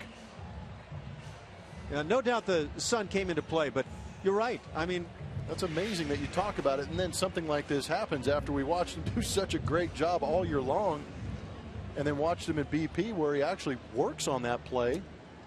Pat Listash, unreal, gets done hitting ground balls to Jose Altuve and finishes with a pop fly over his head. And Altuve goes back to the plate and makes the play, and he makes it routinely every time. And finally we see him drop one. So that errorless streak is done. Ah, it's too bad. 88 in a row.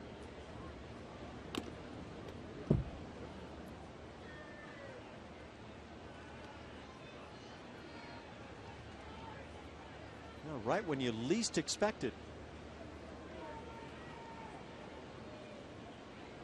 Sometimes you get to wondering, watching Altuve, why he doesn't just go ahead and get to the ball if possible and turn and make the play. But he works on this play steadily, and he is just as good as anybody you'll see.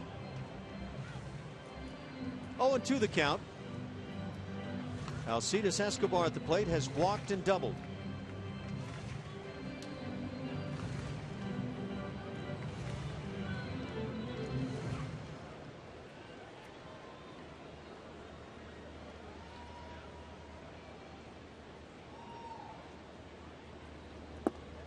Just outside is Jerome Williams. Good grief, where do you want it? Now, there have been quite a few pitches today, kind of right in that zone, and on both for both pitchers too. Right, it hasn't gone one way.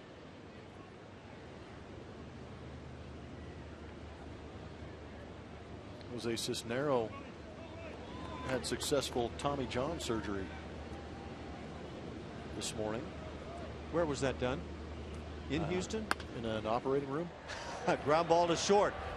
Altuve finishes it off as VR gets it started, and the first double play turned by Houston. It's 9-2, Astros lead.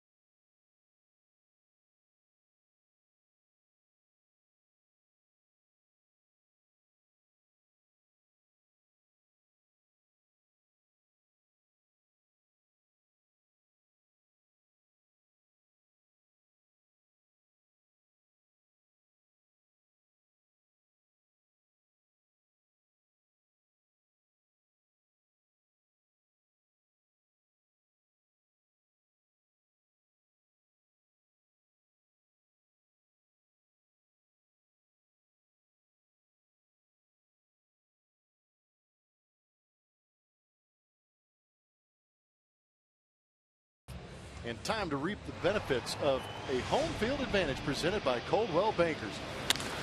Astros heading back home after this 10-day, 10-game road trip, and there's two guys that are looking forward to getting back to some of that home cooking and putting on the home white uniform. Altuve hitting .327 at home, and that's pretty much anywhere that guy goes. But Dexter Fowler enjoying his time out there in Houston also. .317 clip at home, hitting some of those gaps and running around those base paths.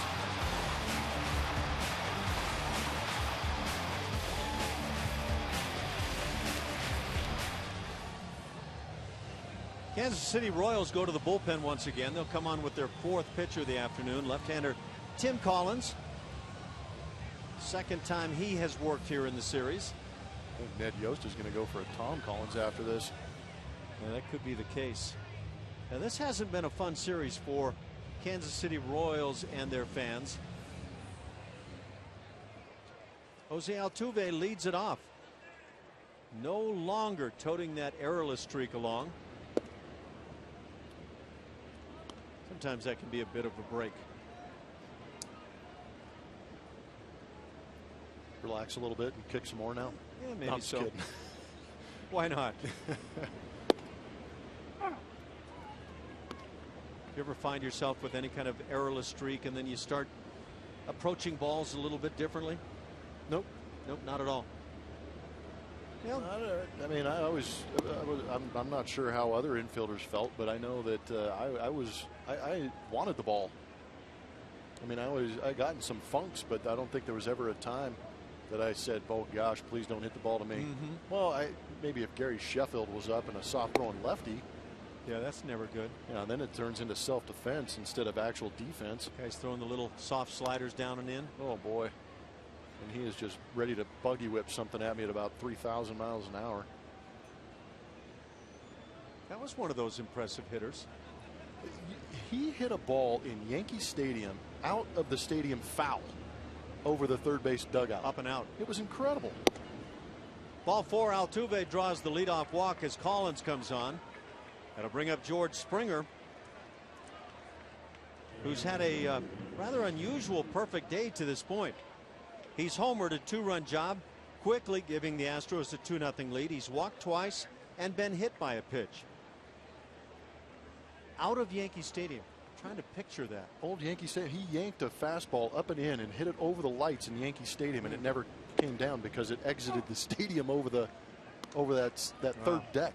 It was incredible.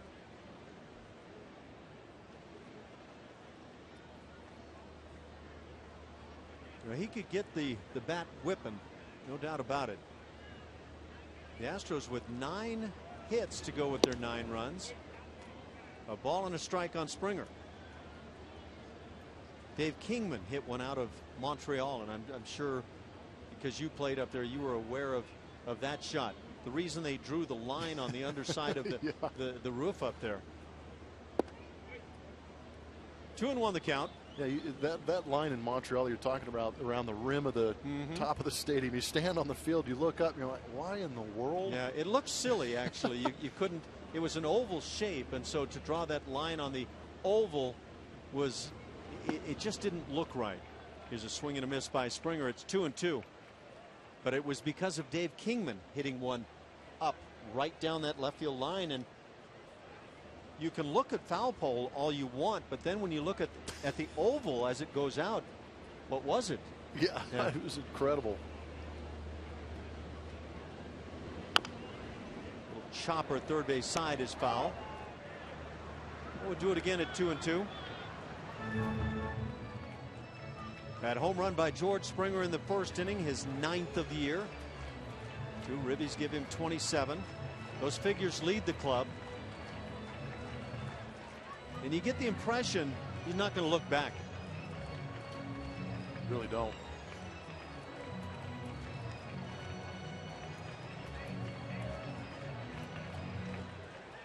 You also get the impression when you're around George Springer that it's a non-fear factor. He is just having a party of a time. No, he's looking to do damage when he's in that box. He takes strike 3, caught looking. So he'll head back to the third base dugout. And the first out here in the 7th. going to guess the percentage of caught lookings for Springer will be among the lowest in the league. That one may be below the knees. So that's that borderline down pitch. Getting that rookie strike zone maybe. Yeah, you try to convince a guy to be more patient, take balls out of the strike zone, and then you get caught looking on a tough pitch. Fly ball to right field, hit by Dexter Fowler. That's handled by Aoki. Second out as Altuve still at first.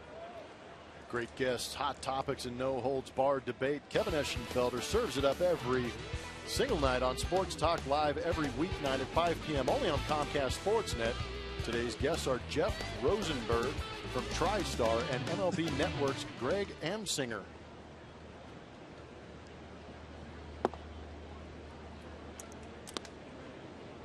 Cleanup man today is Matt Dominguez. Matt 1 for 4 on the day. Singled and scored in the 6th inning. He was aboard on the Chris Carter bomb. The second one of the day for Carter. The Astros with 3 home runs. Springer and Carter twice.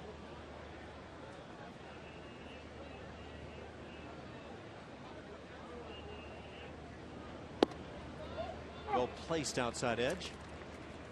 1-2 the count.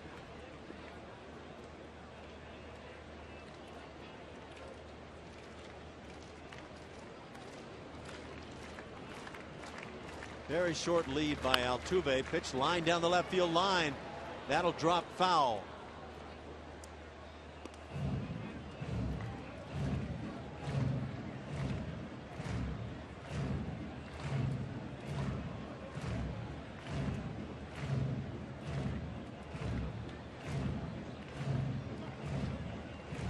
Nine to 2, Astros lead over the Royals. They put themselves in a great position to win one for Jared Cozart, to sweep the Royals in this 3-game set, and to take 6 out of 10 on this road trip.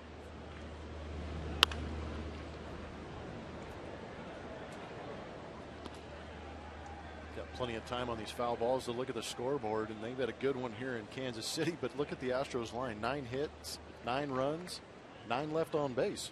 It's interesting. Barely notice it on the screen, huh?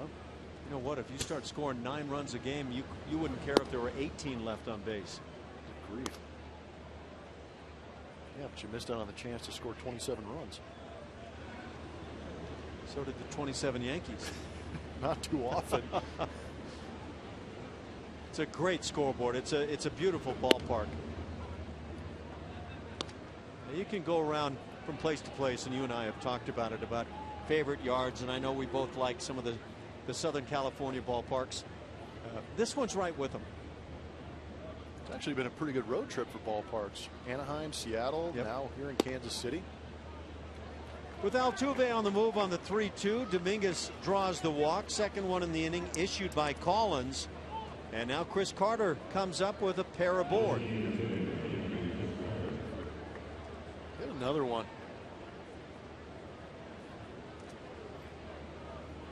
You're okay with that then? Oh, wouldn't that be fun? Actually, one thing I've never done in the game. 3 home run day. Are you kidding me? Lucky to get 3 hits. Springer had a pretty good bid at a 3 home run game the other day when he hit just 1.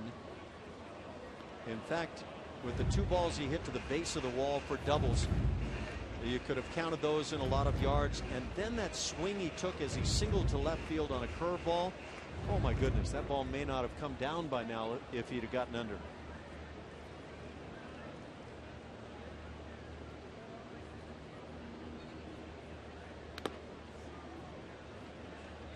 Now you never know if a guy's getting ready to get hot, but if Chris Carter were to get hot right now with some of the other guys swinging the way they are, it would turn this into a very big offensive force.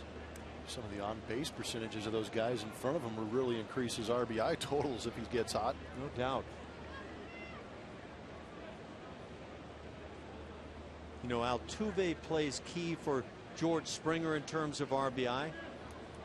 Springer, Altuve play key for Dexter Fowler. Jason Castro has been driving in the runs, and Matt Dominguez as well. Here's a little fly ball to center. They're finally going to get Chris. Dyson makes the catch. That does it for Houston in the 7th. A couple of walks and they leave them. It's 9-2 Houston.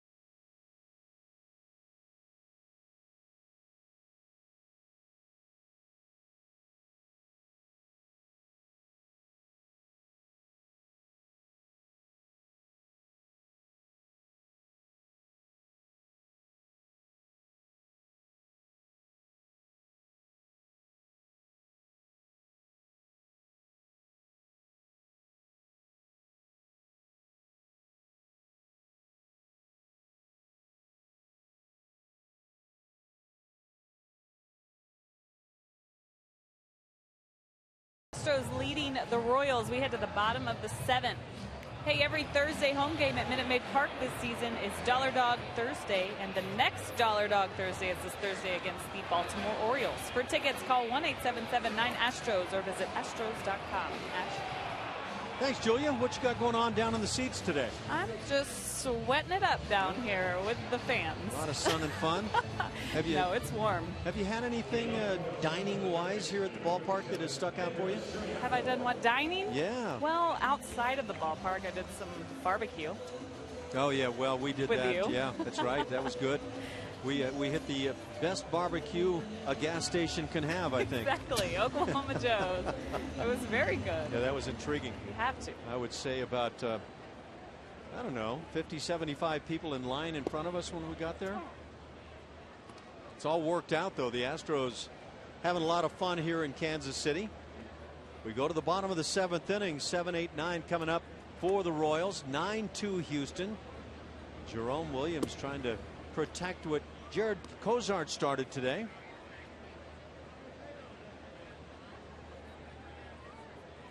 I guess the only thing you could say on the afternoon would be that for Jared Cozart, that if he could get himself through 6-7 innings would be the ideal. That's where you'd like to see Cozart be able to get, but 95 pitches through 5 today. Well, it's that ratio that gets that pitch count up that you're talking about and doesn't allow him to get deeper in those games. Yikes. Fastball runs up and in and is fouled off. Wow. Seen a number of these today. Siriaco didn't even go anywhere. I mean, he just knew that it was a foul ball. That's one where you're supposed to crumple into the dirt there and then take first base. Start shaking your hand like, got me. Gotta sell it. 1-2 the count.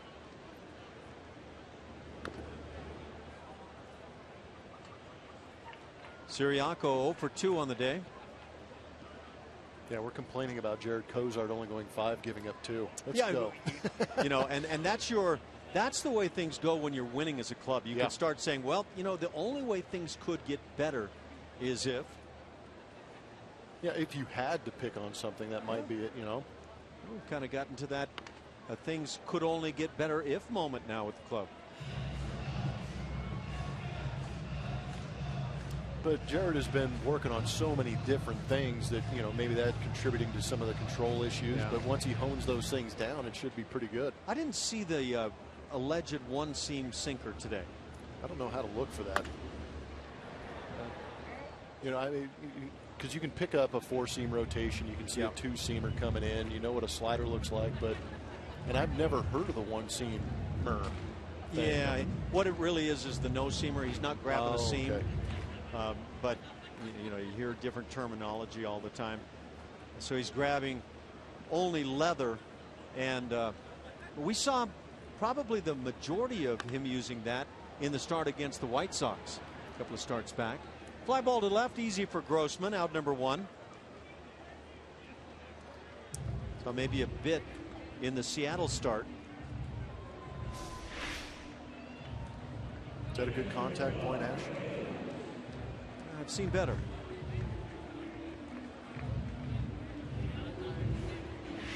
Not by much, though, right?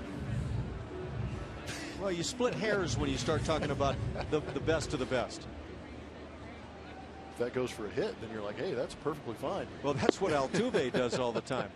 He can take anything in sight up there and flip it for a hit. 1 out for Brett Hayes, who got his first knock of the year in the 5th inning. He has no idea where it went to this moment, but nonetheless has a hit. And now decides to beat up Carlos Corporon because of what we just talked about with that hit.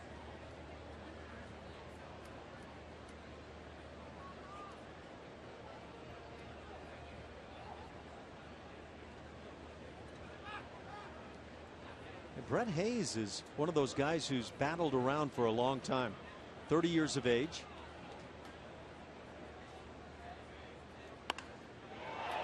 It's a fly ball deep down the left field side, back at the wall. Grossman runs out of room. Hayes not only gets his first hit of the season, he now has 2 on the day and 1 a long ball.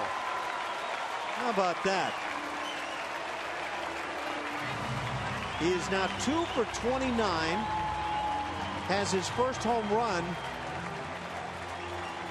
his 10th of his career. This place is a launching pad. That's what it's turned into. Gorgeous day to be swinging the bats. Just a hanging breaking ball from Jerome Williams, trying to get that thing down and away. Backs up, and that's that cement mixer I said was unrecommended to Chris Potter. It looks like any big league hitter right now would be able to hit that thing out. I don't think I've ever seen the ball seemingly carry like this before in this yard. Day game versus night game, I guess. Yeah. Who needs the West Coast? You're going to see the West Coast come tomorrow, though. Yeah.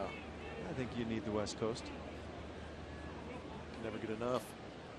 9-3 Houston. That's the first RBI on the season for Hayes. He actually hit 5 home runs back in 2011 as a member of the Florida Marlins.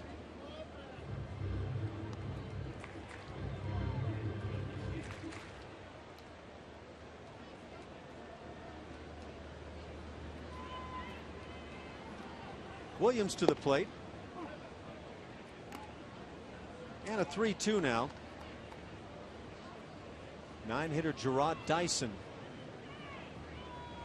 0 for 2 on the day. He has scored a run after reaching on a fielder's choice and stole third base against Jared Cozart, the only stolen base he has yielded this year.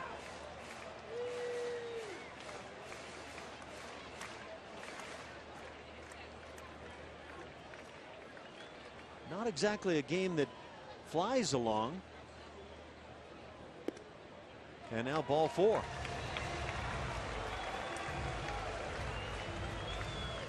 The Astros head home for a weekend series against Chris Davis, Nelson Cruz, and the Baltimore Orioles. Pregame live starts tomorrow at 6:30, only on Comcast Sportsnet.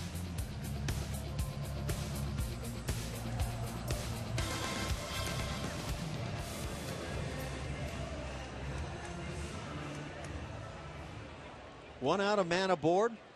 Leadoff man Nori Aoki stands in.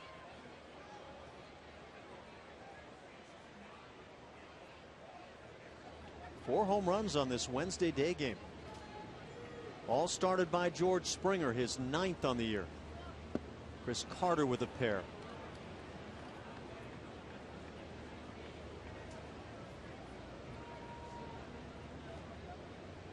I think John Maley's going to have a big smile on his face when he gets to the plane today.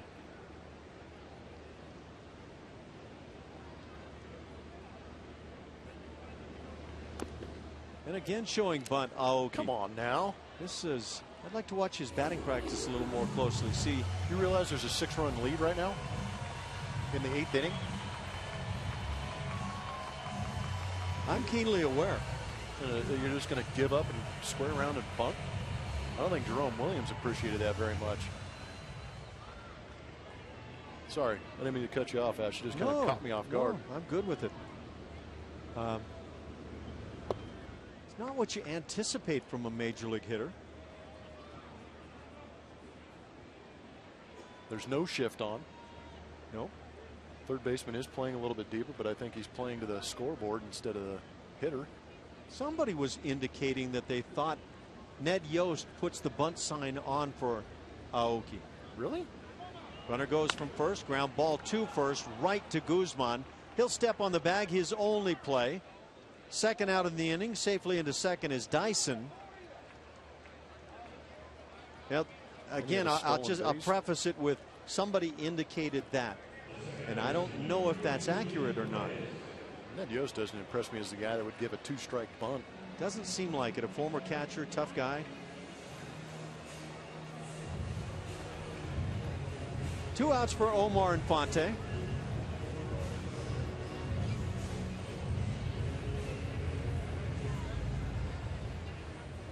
Jimmy Paredes coming in for Jimmy Paredes is the pinch hitter now for Omar Infante.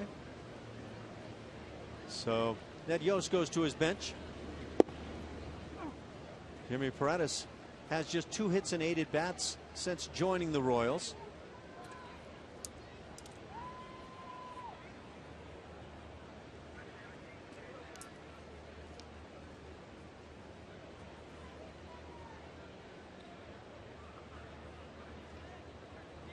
Runner goes for third and will make it standing up. It's interesting. Well, I saw this the other day. Boston Red Sox, Tampa Bay Rays. When I believe Yuniesky Betancourt stole third base, and the Red Sox in a similar situation, up 6 runs. They took offense to it. You know, I have to say, and I've long felt this way, having managed in the minor leagues and played for a little while. If you defensively are leading and you don't bother holding a guy, I say take the base. I say try to score as many times as you can. Now, if you got a guy out there stat building, that's another thing. Boy, that pitch is close. How do they score that? That instance right there, is that the catcher's indifference? I'm going to take a hunch and say this is going to go as a stolen base. I don't know. Are you thinking it could go? Well, I'm not sure. I mean, sometimes it's so much more obvious at first base when you're not being held on and the catcher doesn't pop up and throw. But in this case, you don't hold anybody on at second base, and Corcoran and nobody covered third base. I'm not sure. Yeah, I'm with you, and that's the reason why you kind of have to take a guess. We haven't heard anything up here, have we?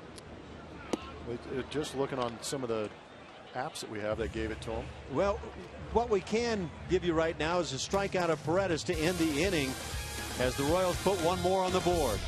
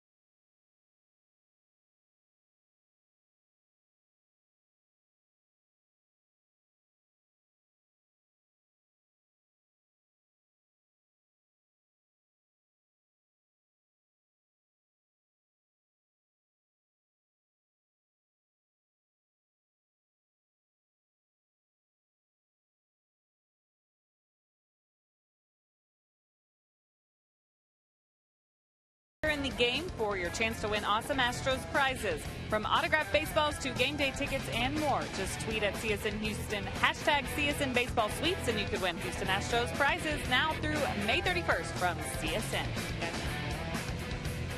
Thanks a lot, Julia. There you can see a lot of sun is being had here this afternoon in Kansas City.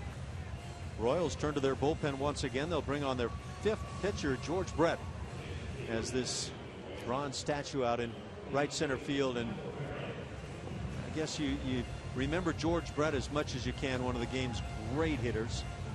Terrific third baseman on top of all of that. Michael Marriott, that 5th pitcher now of the afternoon for the Royals. We last saw him on the 26th, I believe, that first game of the series. Came in and threw 3 1/3 innings, gave up 6 hits and 3 earned runs. He was to be the inning eater in that one. He ate more than the innings. Got beat up a little bit. And that's what happens to your bullpen when your starters start failing early. Royals have had an impressive bullpen, but like with most clubs, injuries and issues go along, and suddenly guys start having their struggles.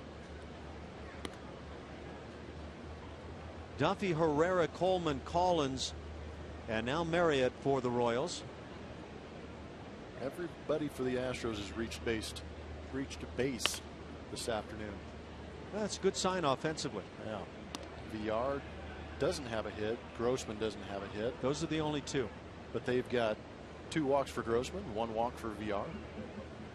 So they've been on base, but they have yet to join the hit parade. And those 2 guys are the guys that you want as teammates to see get some hits right now. Yeah, you want to see those guys get going and join in on the fun. Fun has been had by Chris Carter, who's 2 for 4 with a couple of bombs, 4 ribbies on the day. George Springer is 1 for 2. He's walked a couple of times. He's scored 2, a 2-run home run back in the first inning. He really was the guy that kick-started everything.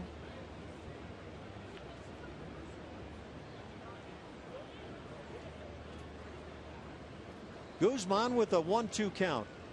We're in the 8th. And now Guzman down on strikes. Strikeout number 6 for KC pitching.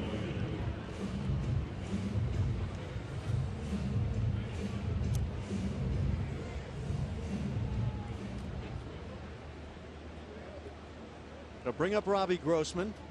He's walked twice and scored a run.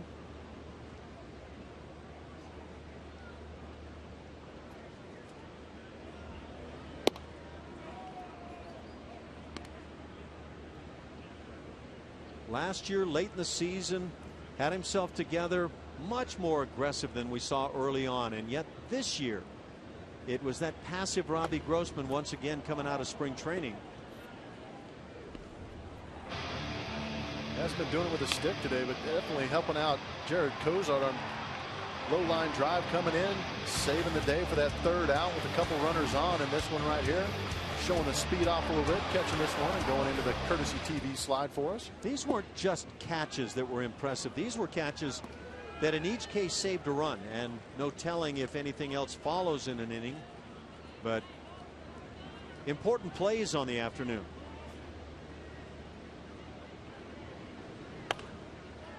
Pitch is fouled back. It's 2-2.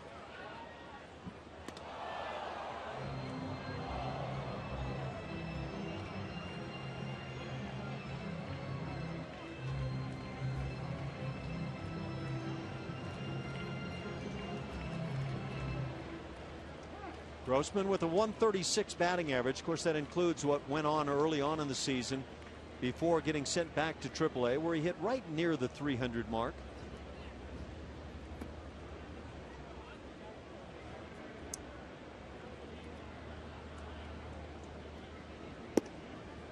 And 3-2. Robbie can peak the strike zone, there's no doubt, and if he can start getting his knocks, he'll find a way to get on base a lot.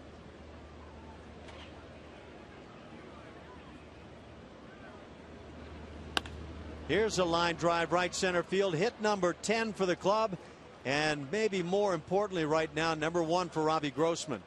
Salvage. That word that means so much to players. He's working counts, getting into a hitter's count. Finally got himself a sinker that he got underneath and laced. That AB in that swing looked a little more in rhythm. You know, your team's leading already 9-3. You're in the 8th inning. And you might say, well, that doesn't mean anything, but it does to that player. Sure does.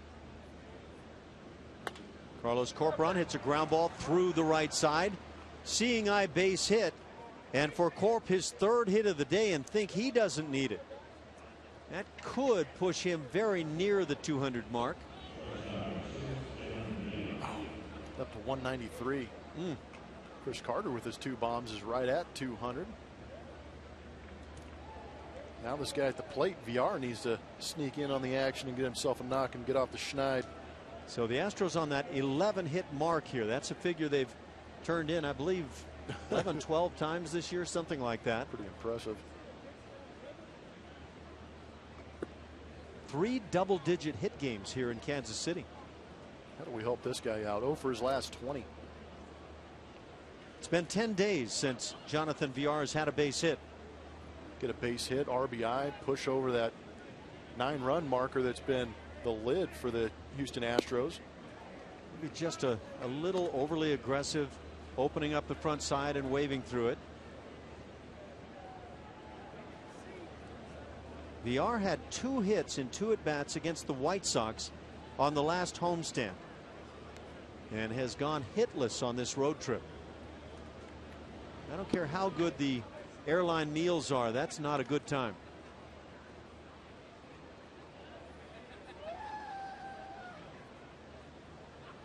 I've also seen Marwin Gonzalez do a heck of a job when he's gotten some starts.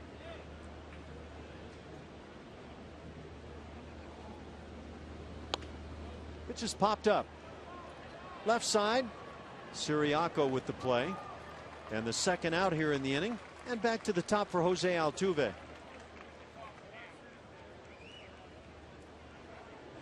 So the long day continues for VR. And you keep in mind he had a throwing error on the afternoon as well. It all adds up.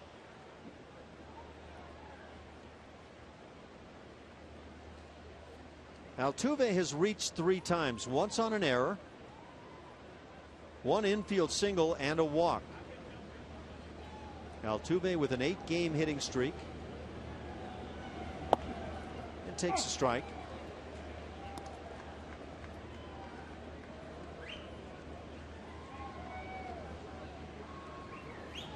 I think that's 7-game streak for Jose.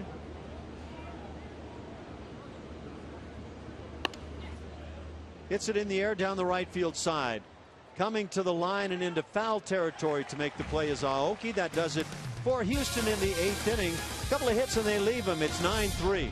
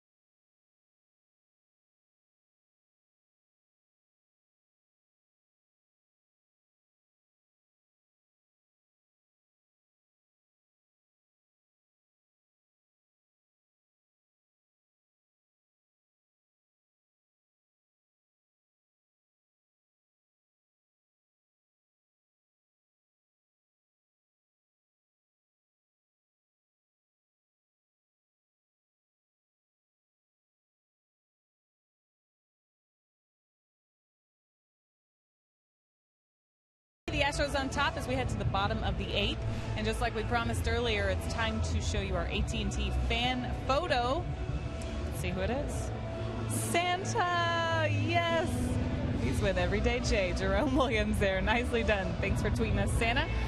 And remember to tweet your photo to hashtag CSNHFanPhoto for a chance to have it shown on the broadcast. It's brought to you by AT&T, guys. It's been Christmas all through the series, Julia. That's a perfect shot to be able to take. Alex Presley now comes on defensively in center field as Dexter Fowler gets part of the day off. Darren Downs, left-hander, comes on to pitch for Houston. Pitcher number 3 on the afternoon. Trying to lock it down for Jared Cozart. 9-3 Houston as we go to the bottom of the 8th inning. 10th appearance for Darren Downs. Last time he was out there was on the 24th of May when he faced the Seattle Mariners. Went an inning and a third. 2 hits, an earned run, a couple of Ks. Well-rested young man. How you feeling? Feeling pretty darn good, to be honest with you, Ash. Yeah. I'm all hopped up on a Mike and Ike's. Those have been boosting our performance, haven't they? Yes, they have. A little warm here in the booth. We don't have the sun on us, so that's good. But been a long, heavy-hitting afternoon for Houston. Alex Gordon leads it off here in the 8th inning. Lefty versus lefty.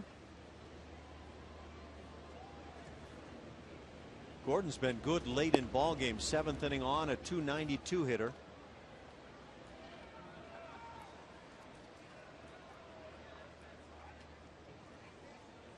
If you ask me about the Kansas City Royals, the position players, who's the real professional on the team, I'd probably say Alex Gordon first. The guy that comes to mind right away. Billy Butler's been one of those hitters through the years.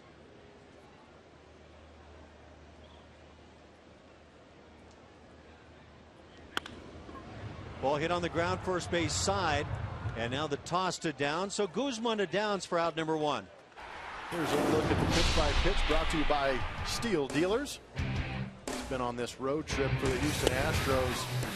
ERA sitting about a 2.87 coming into this afternoon's game, and obviously player of the week Dallas Keuchel is leading that charge, doing a great job. Colin McHugh getting back into form, I guess, from what we saw early in his season. The youngster Jared Cozart trying to find his way, battling through some control issues, but still doing well enough to earn wins. Keeping the offense in these games and allowing them to score enough runs to beat these opposing teams on this road trip. It's been fun to watch. And that golden shot to go 6-4 on this trip.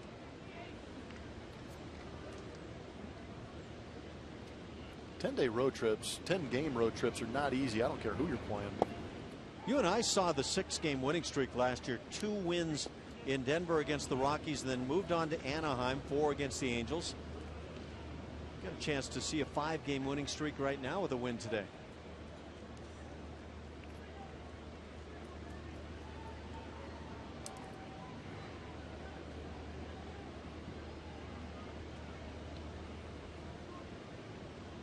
Darren Downs with a 2-0 count.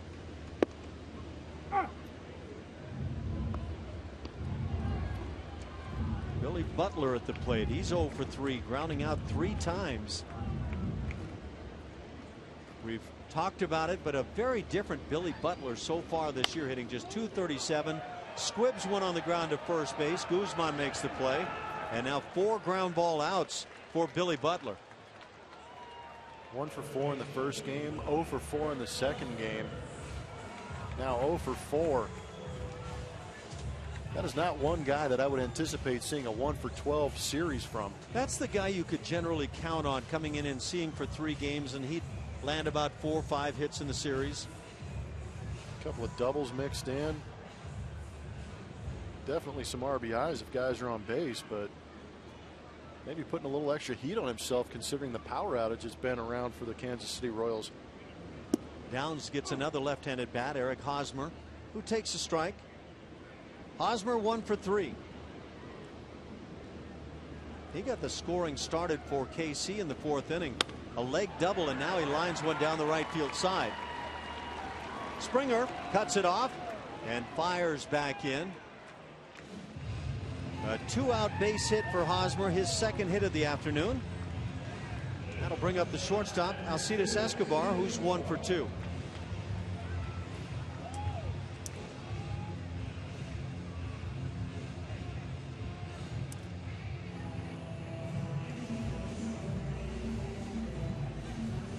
Six hits for the Royals.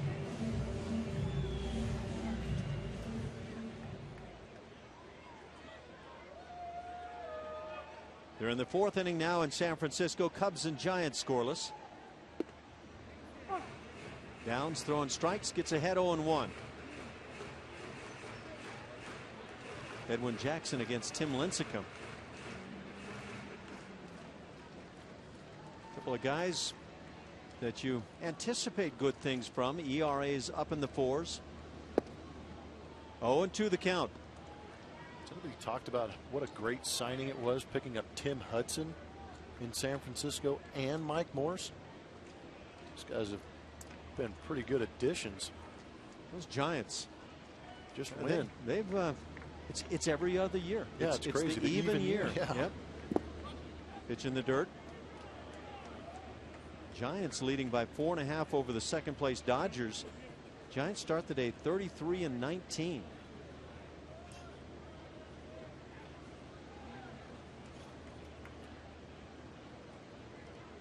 Tim Hudson, he was supposed to be that little right-hander that would never amount to much, wasn't he? My goodness. Yeah, I'm not one who buys into that kind of stuff. Ground ball back to the mound. Downs will throw low, but get the final out of the inning. 3 ground ball outs. 9-3 Houston.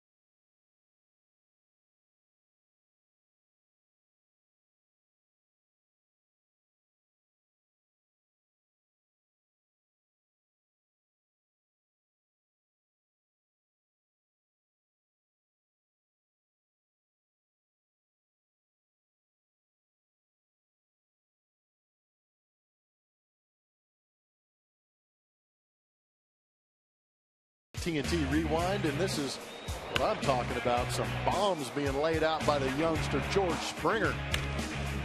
Showing some good balance, letting that ball travel. Hit a big breaking ball off Jared Weaver out in Anaheim, and then unleashed the fury in Seattle in the great Northwest in a big ballpark on some cool evenings. He just hit some cold cutters out of those ballpark, and then here at another big ballpark in Kauffman Stadium. Going deep into the fountain here at Kauffman Stadium. Then here with just a majestic, towering fly ball. Was up there long enough to get out of there, and then you break it down afterwards and have a little fun doing it. It's just pure joy right there. That's good stuff in the dugout. Cold cutters, is that the new term for a long ball? Maybe. Astros have got plenty of them shooting them through that cold air up in Seattle for some reason. Yet to figure that one out. Ballpark that people say is a pitcher's ballpark, but the Astros go in there and it's all about getting the bats going. Greg Holland comes on to pitch for KC. He's the closer. First pitch swinging. Springer flies out to right field, out number 1. So Springer winds up with just 1 hit on the day, 1 for 3. Someday George Springer might be on this list, and these are some of the hitters that will stop our announced team on the left, and the guys in the truck have gotten in on the action. I'm not sure who was stopping and watching Babe Ruth in that truck. They don't look that old. But I know that in my era, Tony Gwynn and Barry Bonds, Vladimir Guerrero were the three that I picked, and I was just in awe of what those guys could do at home plate. You know what? I love all those names, and I mentioned Bonds and McGuire and Sosa, Juan Gonzalez, another one. But you know, I have to admit, going back a ways, Johnny Bench, even Pete Rose was a guy I had to watch. Yeah, he wasn't going to hit the home run, but I had to watch Pete Rose. Well, that's you know, my era's maybe, you know, Pete Rose was Tony Gwynn for me, just a professional hitter who could shoot the ball all over the place. And you watch him take batting practice, and he would lace line drives all over the field. Well, that was Pete. He wasn't going to try to pull. It wasn't about that. It was just about loosening up the hack that would provide the most hits anybody has ever come up with.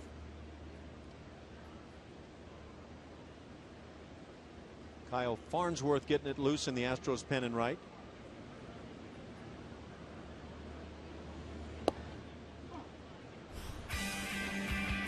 There's Pete Rose. That's the way he does it, dropping one in left center field. That was the big one that I don't remember. What was he went by Ty Cobb with this one? 4,192 hits. You kidding me with that? Well, just phenomenal. Have to say, in playing against Pete, some people would say, don't you just hate that guy? And all I could say was, I admire him so much. He plays the game so right. The intensity, I loved everything about what Pete Rose did on the field. I agree with you. Looked like Bochy catching. Yeah, it was Boch. Eric Schau on that. Yep.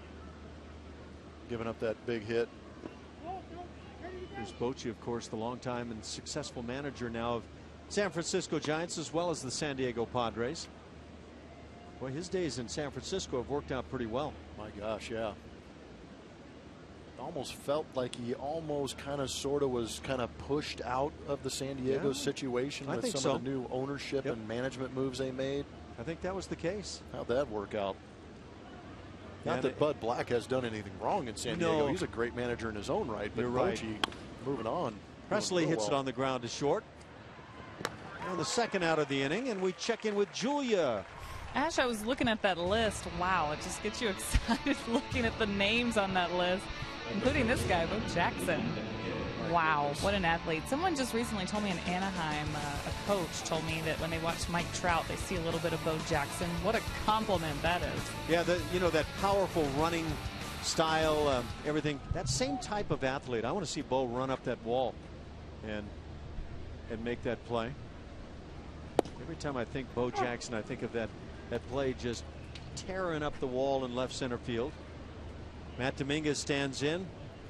Matt's 1 for 4, also has walked, scored a run on the afternoon.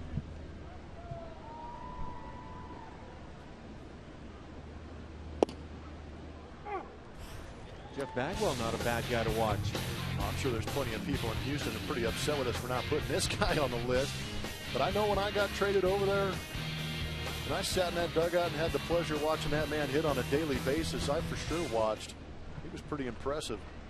You know, he was a guy that in batting practice didn't try to put on any kind of show. He would just flare some balls to right field, get beat up on the hands. And actually, it's so true. It's funny you bring that up. It brought back some funny memories, because I remember getting traded over there and I'm like, wow, I'm on the same team, Biggio, Bagwell, these guys, and I go out for my first round of BP and I think I'm in the same group, and Baggy starts hitting these, you know, duck snorts to right field, getting blown up, and I'm going, oh my gosh, this might be the end of his career. And he comes out and just laces 3 knocks. Ted Williams could swing it. But it was funny. You're so right in talking about Baggy. If you watched his BP, you'd be like, oh, man, this guy's in the tail end of his career. Going to be a really rough day today. The Splendid Splinter. What was it like watching him take BP? That's not even funny.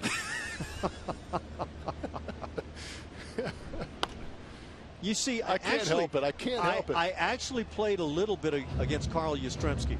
Okay. So, no, it's still not fair of you to bring that up. But, but I got to see the tail end of Carl Yastrzemski, Hank Aaron. Frank Howard was another guy that was a must-watch. Yeah, he had crazy power. Goodness. Dick Allen. Back in those days. Those were some names that would make you watch. Tony Gwynn, that's his 3,000th hit. You know, I got called up the day after he got that. I believe this was August either 7th or 8th, and I was up the day after he got that hit. My first ground ball that I picked up was off that man's bat, and I was... No way. Oh, it was incredible. Really? But when I played with San Diego, the funny thing about that is that Mike Tompkins, we made him pull out these old beta tapes. Going through on the half swing. We'll talk more about it when we come back. Matt Dominguez, a 1-2-3, top of the ninth. 3 outs to go for Houston.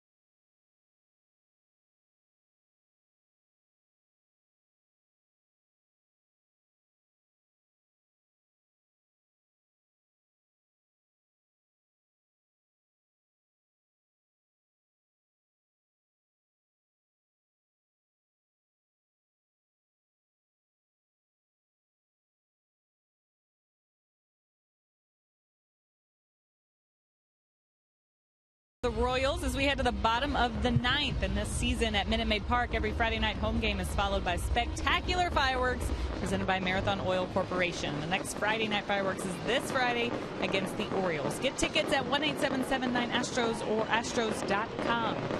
Guys, a guy that was on that list coming from the TV truck, Barry Larkin, the Hall of Famer. Pretty good play. How about Tony Perez standing right there? That Cincinnati Reds bunch.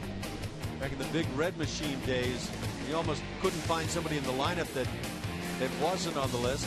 Very running right there. Come on. You get thrown out on that play and you don't run well.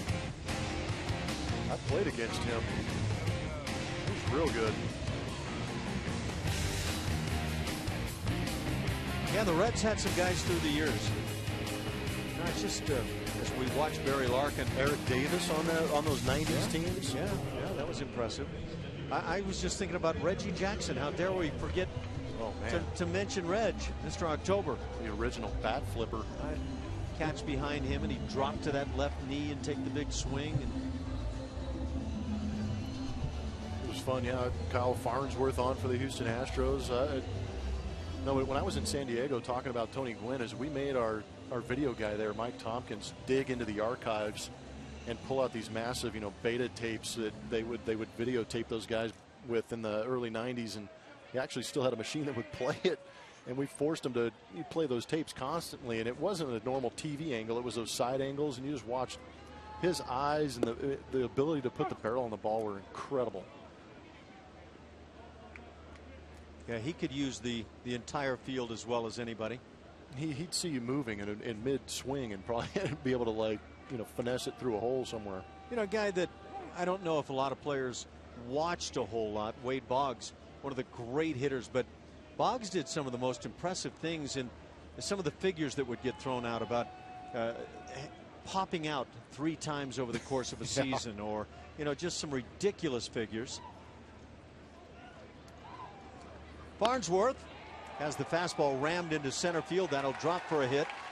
Leadoff single for KC. Pedro Siriaco has his first knock of the afternoon. Comcast Sportsnet's presentation of Houston Astros baseball is brought to you by AT&T, mobilizing your world. And nobody for a catcher was better than this guy.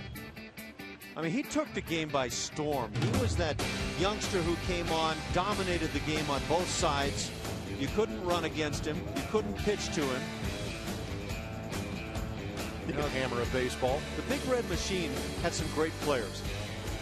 But for me, that guy was kind of the centerpiece.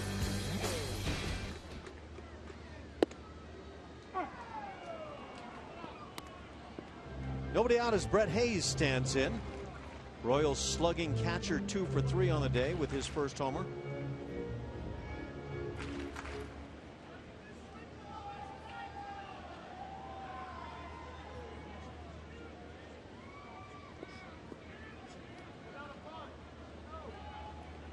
Make you think of Cody Clark at all?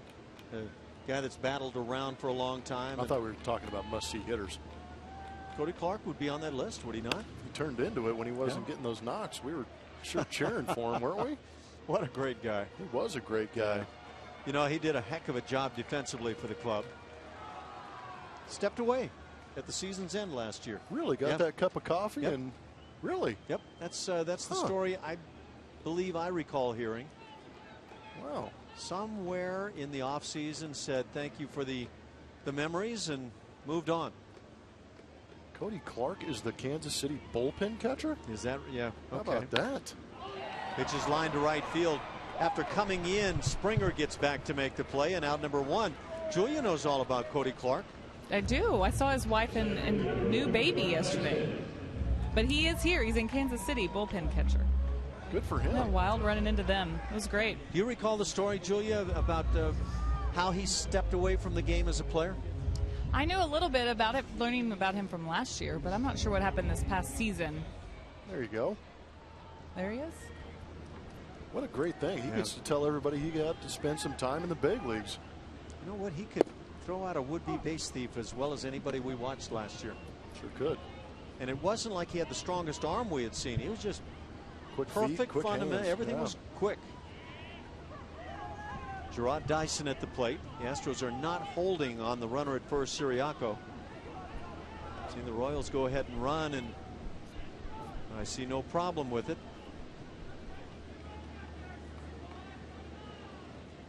9-3 Houston, looking for the sweep.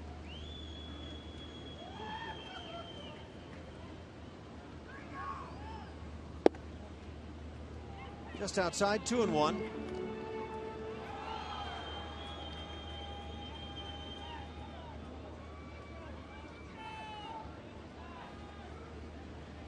Apparently the board got the ball quicker than I realized. 1-1 the count. Foreshadowing.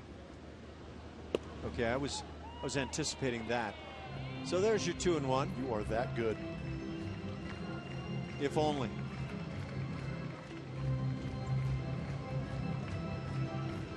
Do you remember those tales on Wade Boggs and he popped out 3 times this year kind of stuff? And well, there were stories about Tony Gwynn. I could look up his stats and tell you he struck out probably maybe 10-15 times a year in 600 some at bats. There's that story that he could go 0 for a season, still be hitting above 300. Did you ever look at some of the numbers on Joe DiMaggio, strikeouts? No. You won't believe it. And a 1-out walk has runners at first and second. And again, we check with Julia. Actually, you guys were talking about BP, watching some of these guys take BP. One guy on my list, Josh Hamilton, but this is not too long ago, 2008, 2010, Josh Hamilton. He was just something else to watch in BP. I covered the Rangers and their AAA team, so I got to see this in person. But those years, he was incredible. The home run derby, remember how fascinating that was? Oh my gosh, that was astounding.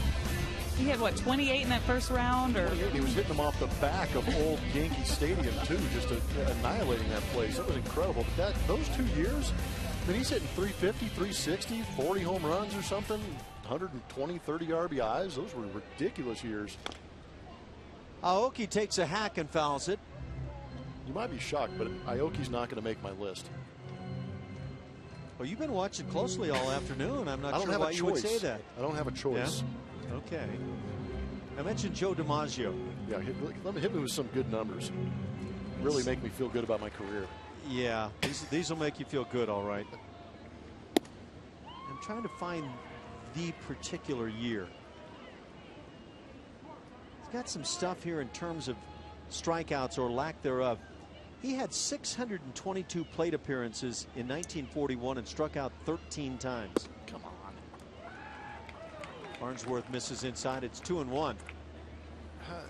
13 times. That's incomprehensible. That's a struggling road trip. What do you think Chris Carter would say to that? Is he going up there with one of those red wiffle ball bats with like the 10-inch barrel on it? 13? Yeah, just insane stuff. Good grief.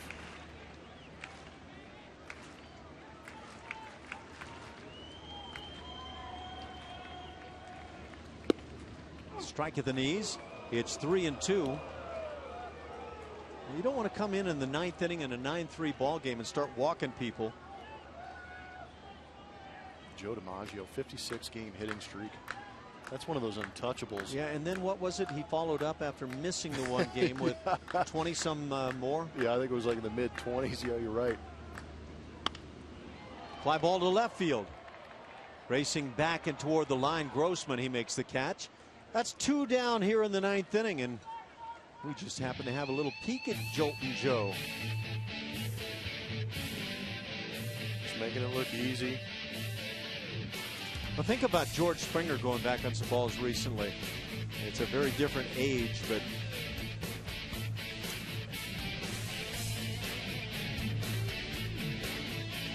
I don't know if anybody matches up to this guy.